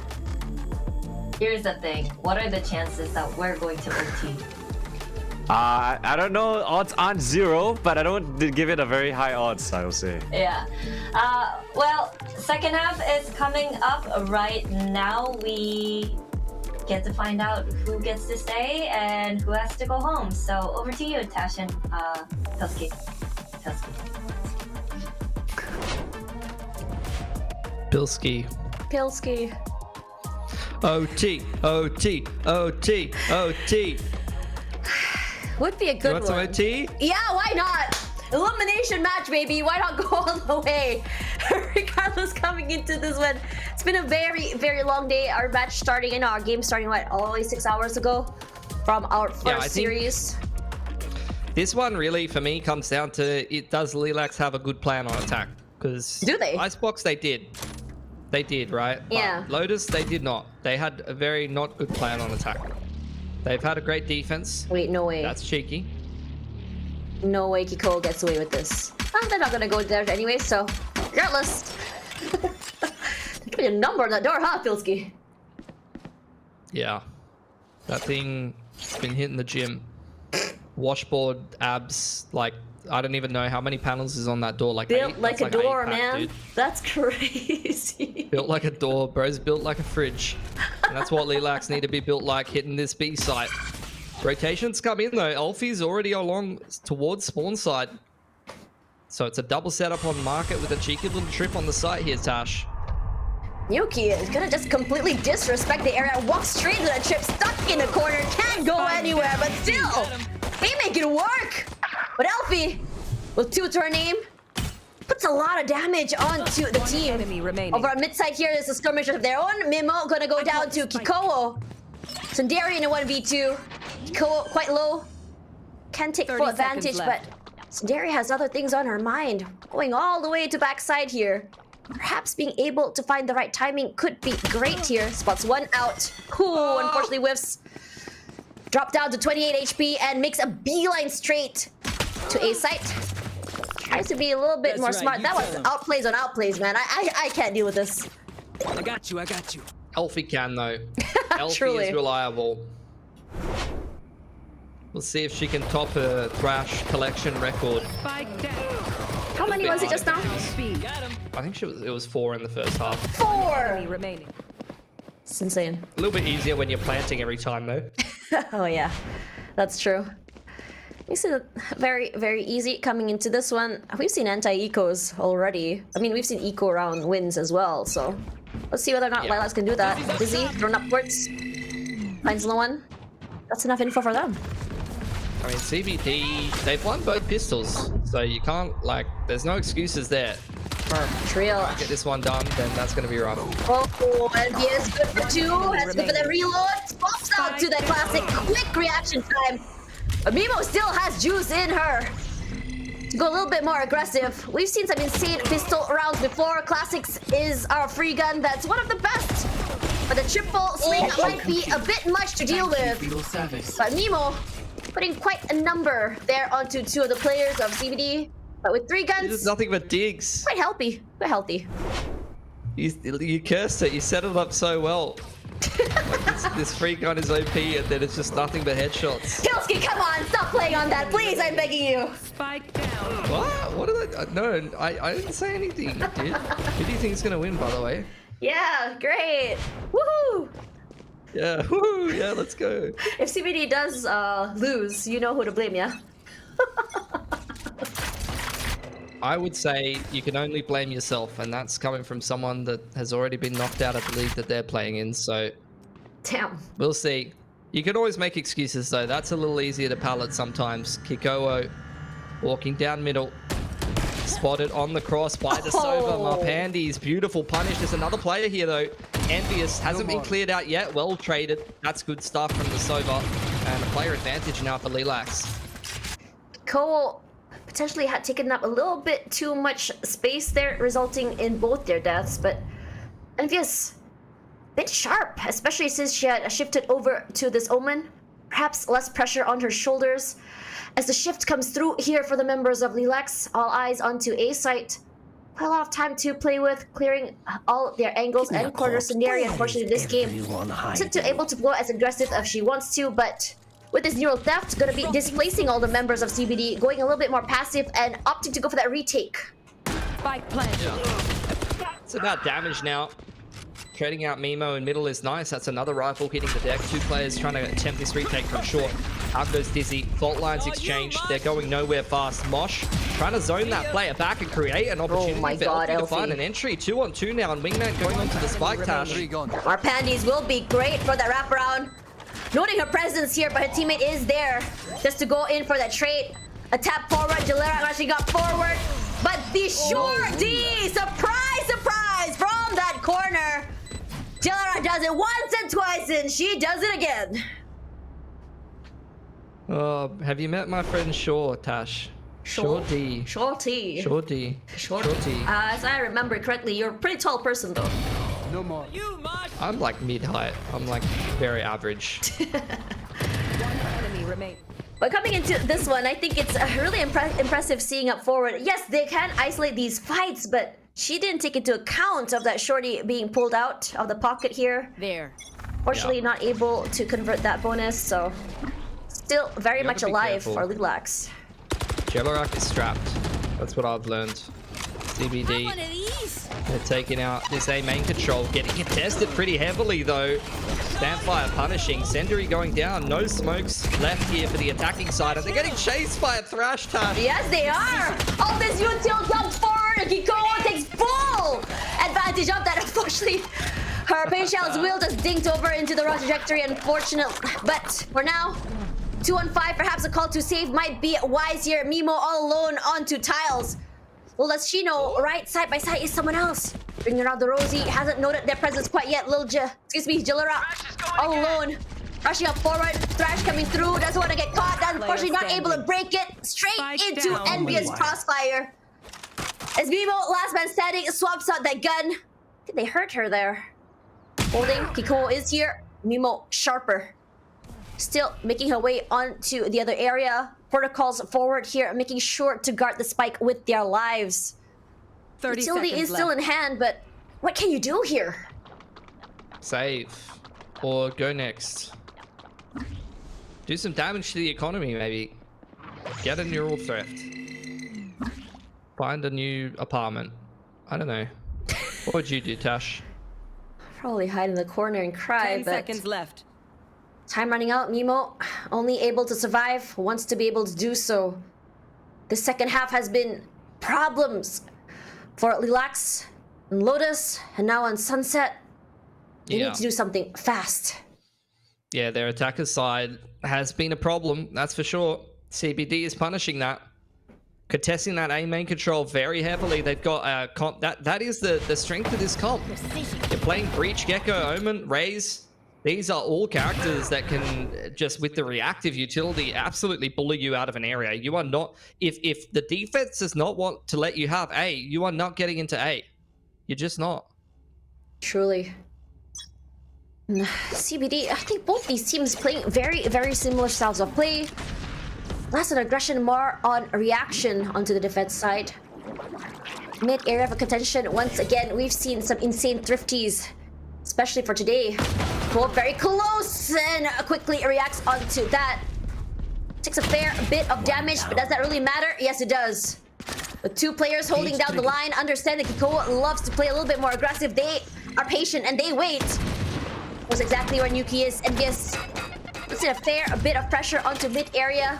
She too has to give up that space. Pain Shells just denies her that area. And both teams just moving backwards, retreating for a while longer. I like this for LILAX. Going back towards A, the Clove can smoke the entirety of the site from where she died, close to elbow there, so smart to pivot back there. Dart's going to clear out elbow. In the meanwhile, CBD's getting a lot of info across the map, and they've got a good rotation timing towards short here. Utilities all around, just denying space from Ali. Yuki eyes on to the area of drop, finds one, Envious to trade. Envious, sharp as ever on that Omen. The most aggressive Omen players here in GC. See as Yuki plays for two. And then we're alone. The flash is gone. And Sapphire jumps out of the way. How is she able to do that? Yuki is so low. Aftershock to buy her some time in that corner. Pain Shell's traded out here. She's so low, 7 HP. Waiting for the right moment. She goes and tries to go for that redefuse. One more time, tries to displace her with those satchels, but the swing out, and Sapphire wins out in the end. With only 7 HP, Sapphire showing us what dominance looks like. Oh, that was crazy. That was like PTSD for me, Tash. We were both at an event in Manila, and in that event at 11-12, one of my players satcheled someone, thought they satcheled someone off the spike, and it didn't push them far enough away, and they just ninja defused, and I thought we were about to see the same thing. I was getting really triggered for a second. But that was crazy, that 1v1. Like, the paint shells coming back up, the showstopper, doing classic showstopper things. But, you know, what is it? How many? Can I count? Is that 8 or 9 ult orbs? I can't remember, but it only does 100 damage, and it doesn't kill people, so is it worth it? I don't know. Truly. That forces a timeout from LILAX. Look at that, out of the 5 rounds played in the second half, majority going to Tartboard Dinosaur. Basically, both teams just feeding each other a taste of their own medicine. Less on aggression, more on reaction. Both teams kind of like denying each other the chance to fight on these early rounds. Just retakes all around for both these teams, impeccable. That's a good attempt from LILAX, has to be said, after how that round started. That goes there. And that's one of those things where it's like, not something I think about that often because I don't really see that much Clove, but yeah, if your Clove dies in front of elbow, it does make sense to just go A. Yes, this should do. It's one of the strengths of the agent that, you know, doesn't always come into play, but dying, tactically feeding in the right position, very good. It turns out. Still holding. There's aggression coming in from CBD this time. They try to fight for B main. It tilts all around just to really deny space. This allowing Kiko to play off her teammates. And despite all that util, she goes aggressive. Showstopper popped already, throws it out. Spots us in Dairy, takes her out, and so does Yuki to get her. Trades, great. Usage all around. Notes out Sapphire. Does she know that Elfie is close? The Roomba doesn't. Looking terrifying. They note her out as well. Every corner checked out. Due diligence done. Pigroto fights Bimo. It's all the skirmishes all around the map here. It's all down to fundamentals as the sprays come through, and Yuki blinded, but not before she takes out Envious. And here comes the Rolling Thunder to just really deny that plant. Swinging out into the side itself. Pigroto and Sapphire for 1 each. Great play coming in from CBD, equalizing a 9-9. Happening way too many times. CBD catching up in the end. No matter how big the round differential you have ahead of them, they come back. Yeah, they're really, really good at changing up their setup as well. Like putting the Cypher on the weak side and playing 3 towards A. Previously shutting down that A play and this time over towards B main. They're really keeping LILAX guessing about, you know, where their setup is, which side is the strong side. And it's been working a treat for them. Back down onto another half buy for LILAX here, but you've got a couple of players who are forcing straight down tiles though. Kiko in combination with the paranoia putting a lot of pressure on. That's the second time she's paint shelled off the wall, but we won't talk about that because she's fragging out of control. Giving me a deja vu of that Jing ace coming into from this map previously. Kiko holding Marpani's reading her like a book, but Kiko is the one to come up on top. Shorty in hand here, playing inside of the smokes. Just trying to go for that punish if anyone were to push through. And yes, good replace placement, rolling thunder to come through. Prigruto just quickly reacting, and so does Envious. But Sundari still being a thorn in everyone's side. Noted for that, Kiko so low right now. But I don't think she's gonna try and go for that pickup as they go for this refuse. Taking away another round. Yeah, 10's up for CBD. And I'm getting deja vu, to be honest. Back towards Lotus. After a bit of a lackluster first half, they are making a massive comeback. Very one-sided half on defense here. LILAX just does not seem to have the same ability to string these rounds together as they do when they're on their own defense. Looking terrifying for LILAX. I really gotta give it to CBD. One of the strongest mental resilience and fortitude I've seen so far.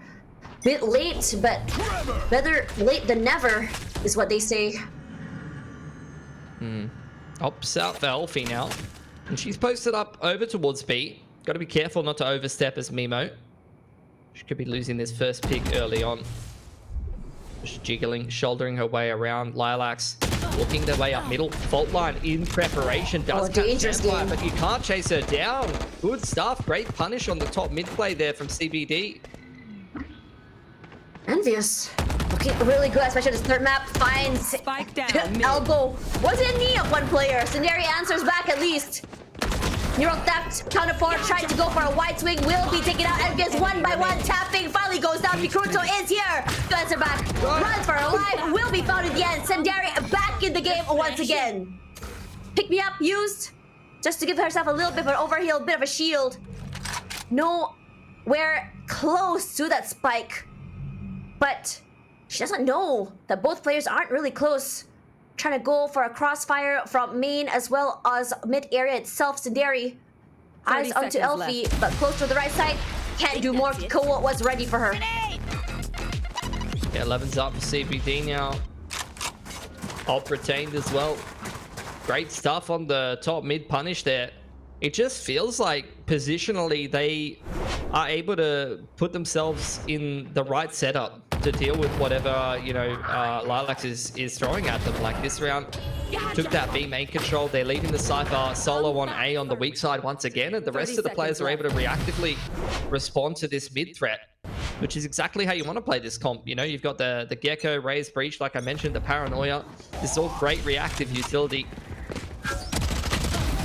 That is aggression to Kiko. Despite being a recon, she does not care. She takes this fight head on.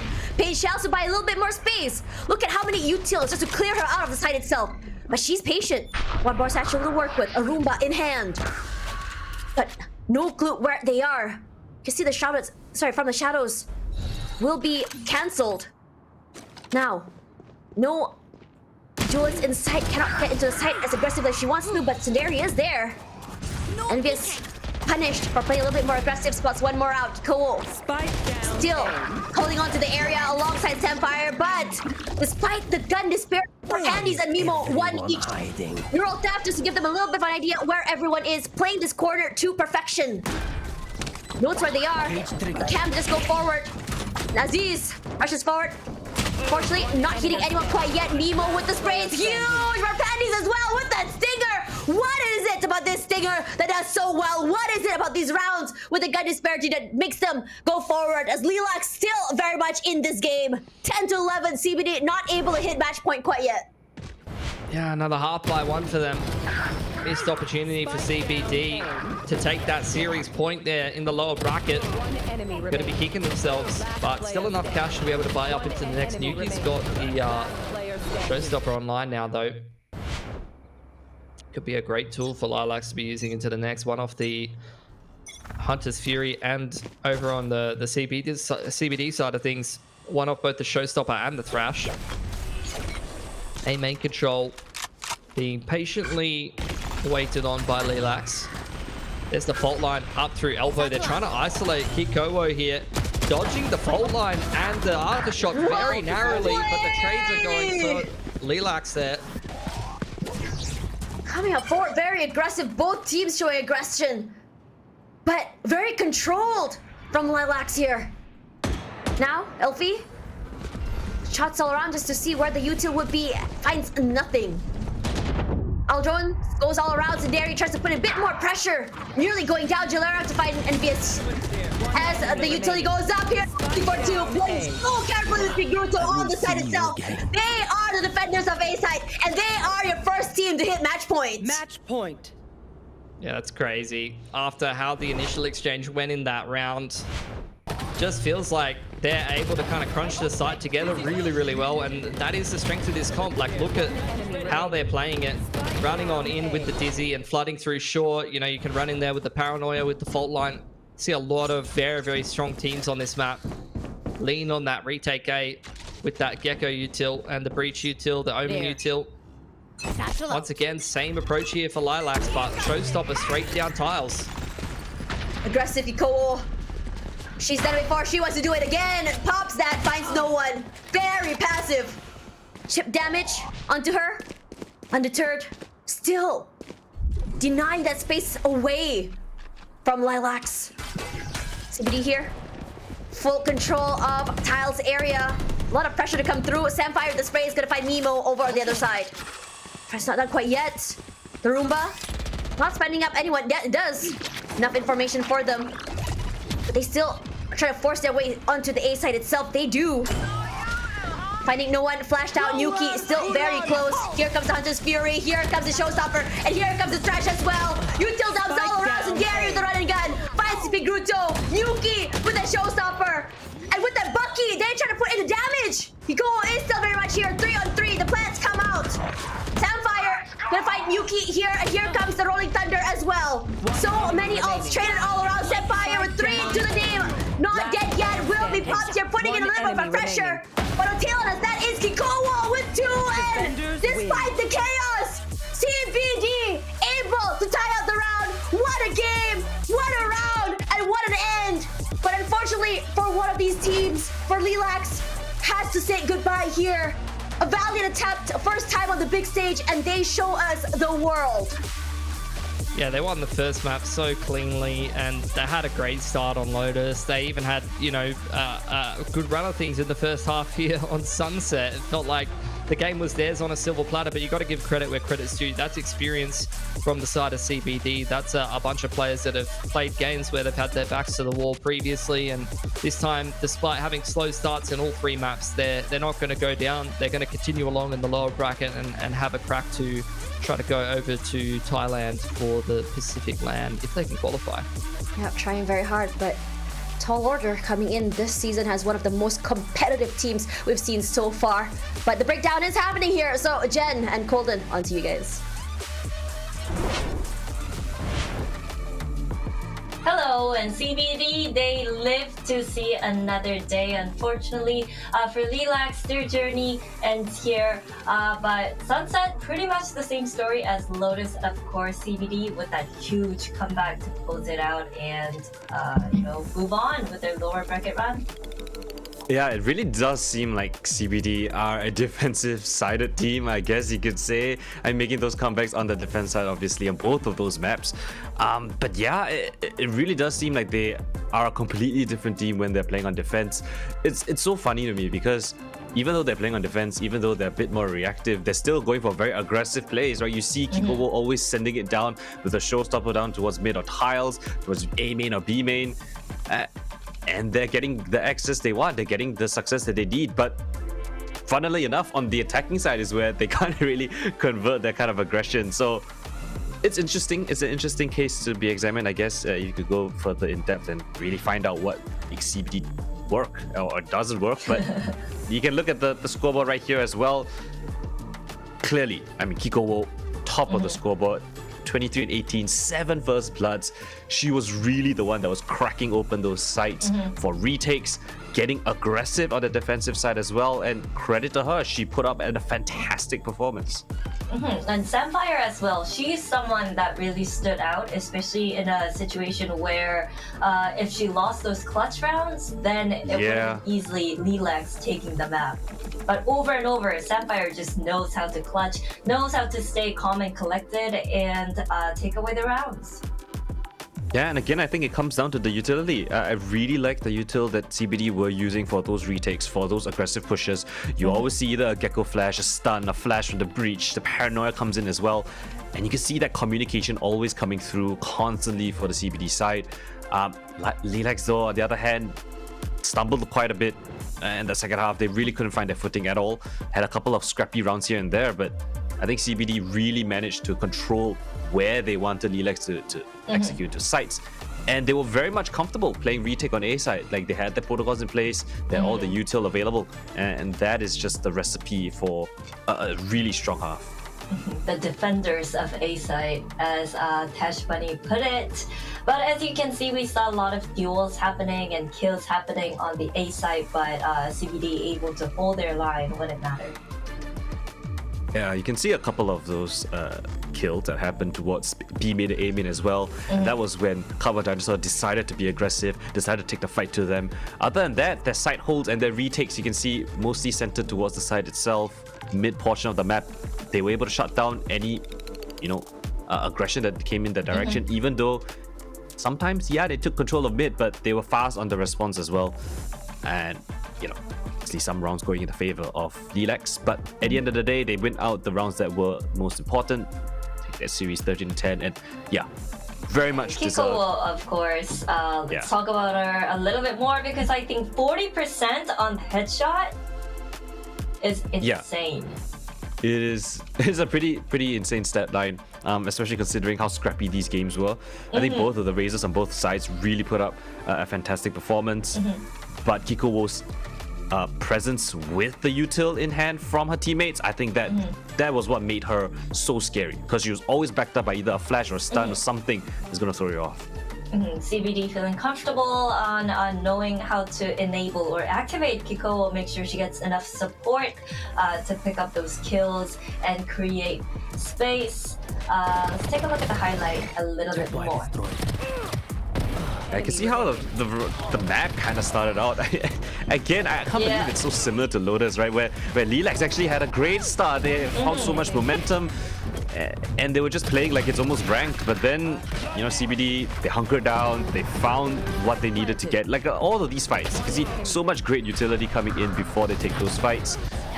And I mean, credit this flash as well. There's always something. There's always something to come in.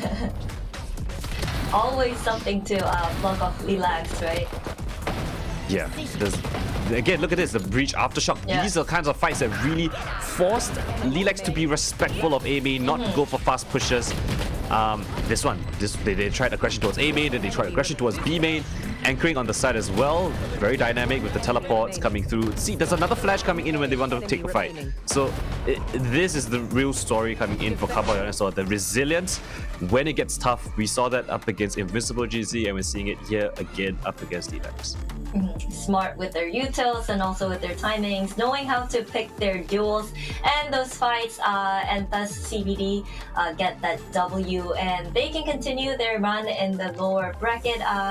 We have an interview standby with Elfie. Is it ready now? Okay, not yet. All right. Oh, that's interesting. I mean, Elfie is like one of the X factors, I would say. I think she was in a couple of Game Changers teams, but never really had that kind of success. She put up crazy numbers in the qualifiers, though. Whenever I go to see like the stats page for the Game Changers qualifiers, she's always near the top, right? But her team was never able to kind of make it to playoffs. But now she's found a squad that can really, back her up. You got Kiko Wo as the newest player as well. So I'm really excited to see her opinions, like her thoughts on the team and how the tournament has panned out so far. Great. We can ask that when she's ready, but sad to say that LILAX will be out of contention and their journey ends here, and we're saying goodbye to a cat logo team. Hurts me so yeah, much. that is truly It's a so loss, cute. a grave loss.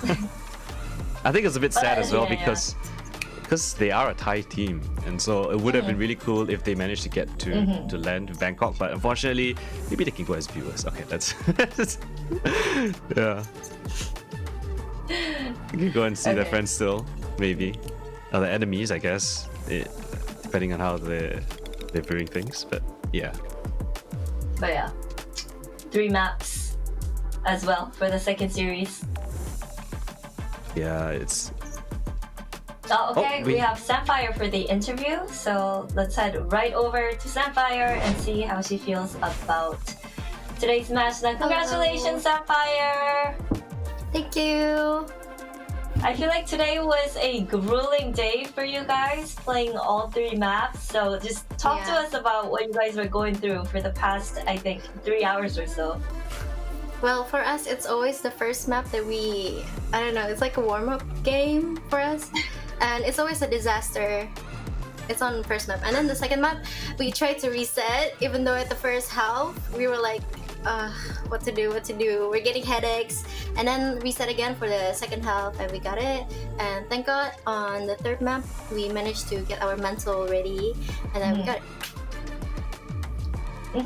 So Icebox was just a matter of slow starts, I guess, as you were saying. But speaking of mentally resetting, you guys had to play from deficit both on Lotus and Sunset, and it's easier being said than done. You know, when you're behind, especially in an elimination match, that's when the pressure kicks in. So, was there any moment when you were like, "Oh my God, we might lose," or "Oh my God, what if we drop this?" Was there any kind of pressure or anxiety coming in? I think individually, we all have something in mind that, oh no, are we gonna lose? But still, we have in our team that goes like reset, we got this, something like that. So it would keep our vibes as a team together and keep up again. Well, thank you. Colton, do you want to add any questions?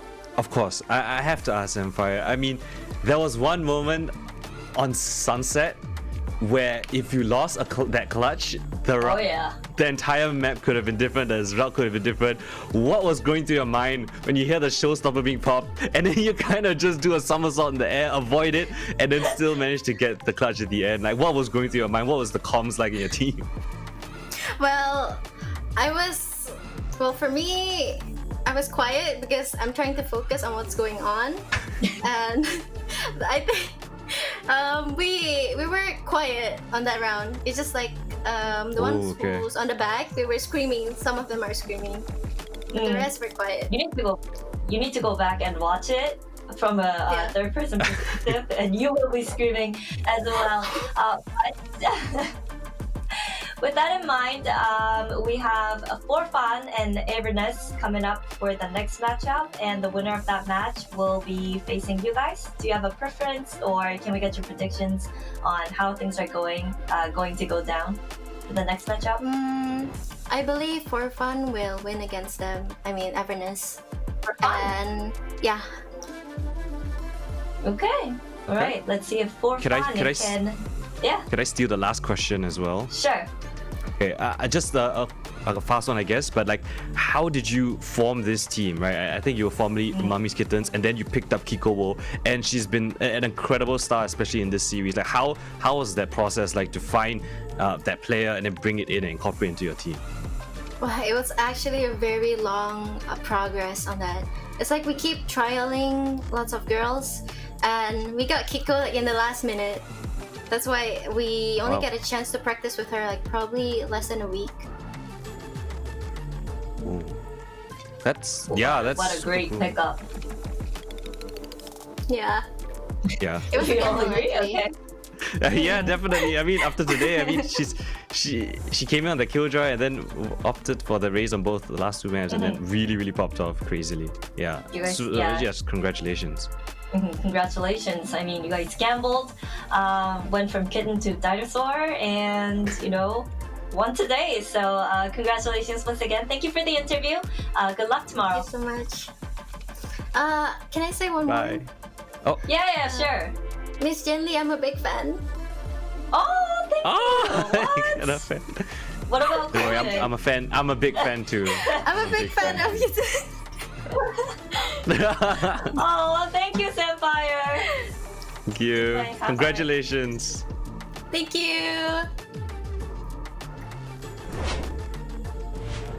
How sweet. I have a big fan who knows how to somersault her way. Would you put me on the out of spot? You that gave her pressure. You gave her pressure. You know. Well, how I want did it I give her authentic. pressure? I want it authentic from the heart. You know. I thought you were asking if I'm a fan of you, and I was like, yeah, of course. Oh, Because I'm a fan of okay. Jen. Yeah. No. Yeah.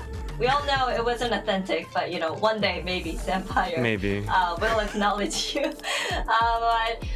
Fun interview with Sapphire, with CBD, keeping themselves alive in the contention. Now, next up, we have another elimination coming up. For Fun versus Avernus. Now, Sapphire said her money is on For Fun. We have to go see how that's going to pan out. But first of all, let's take a short break and come back for the last matchup of the day. We'll see you soon.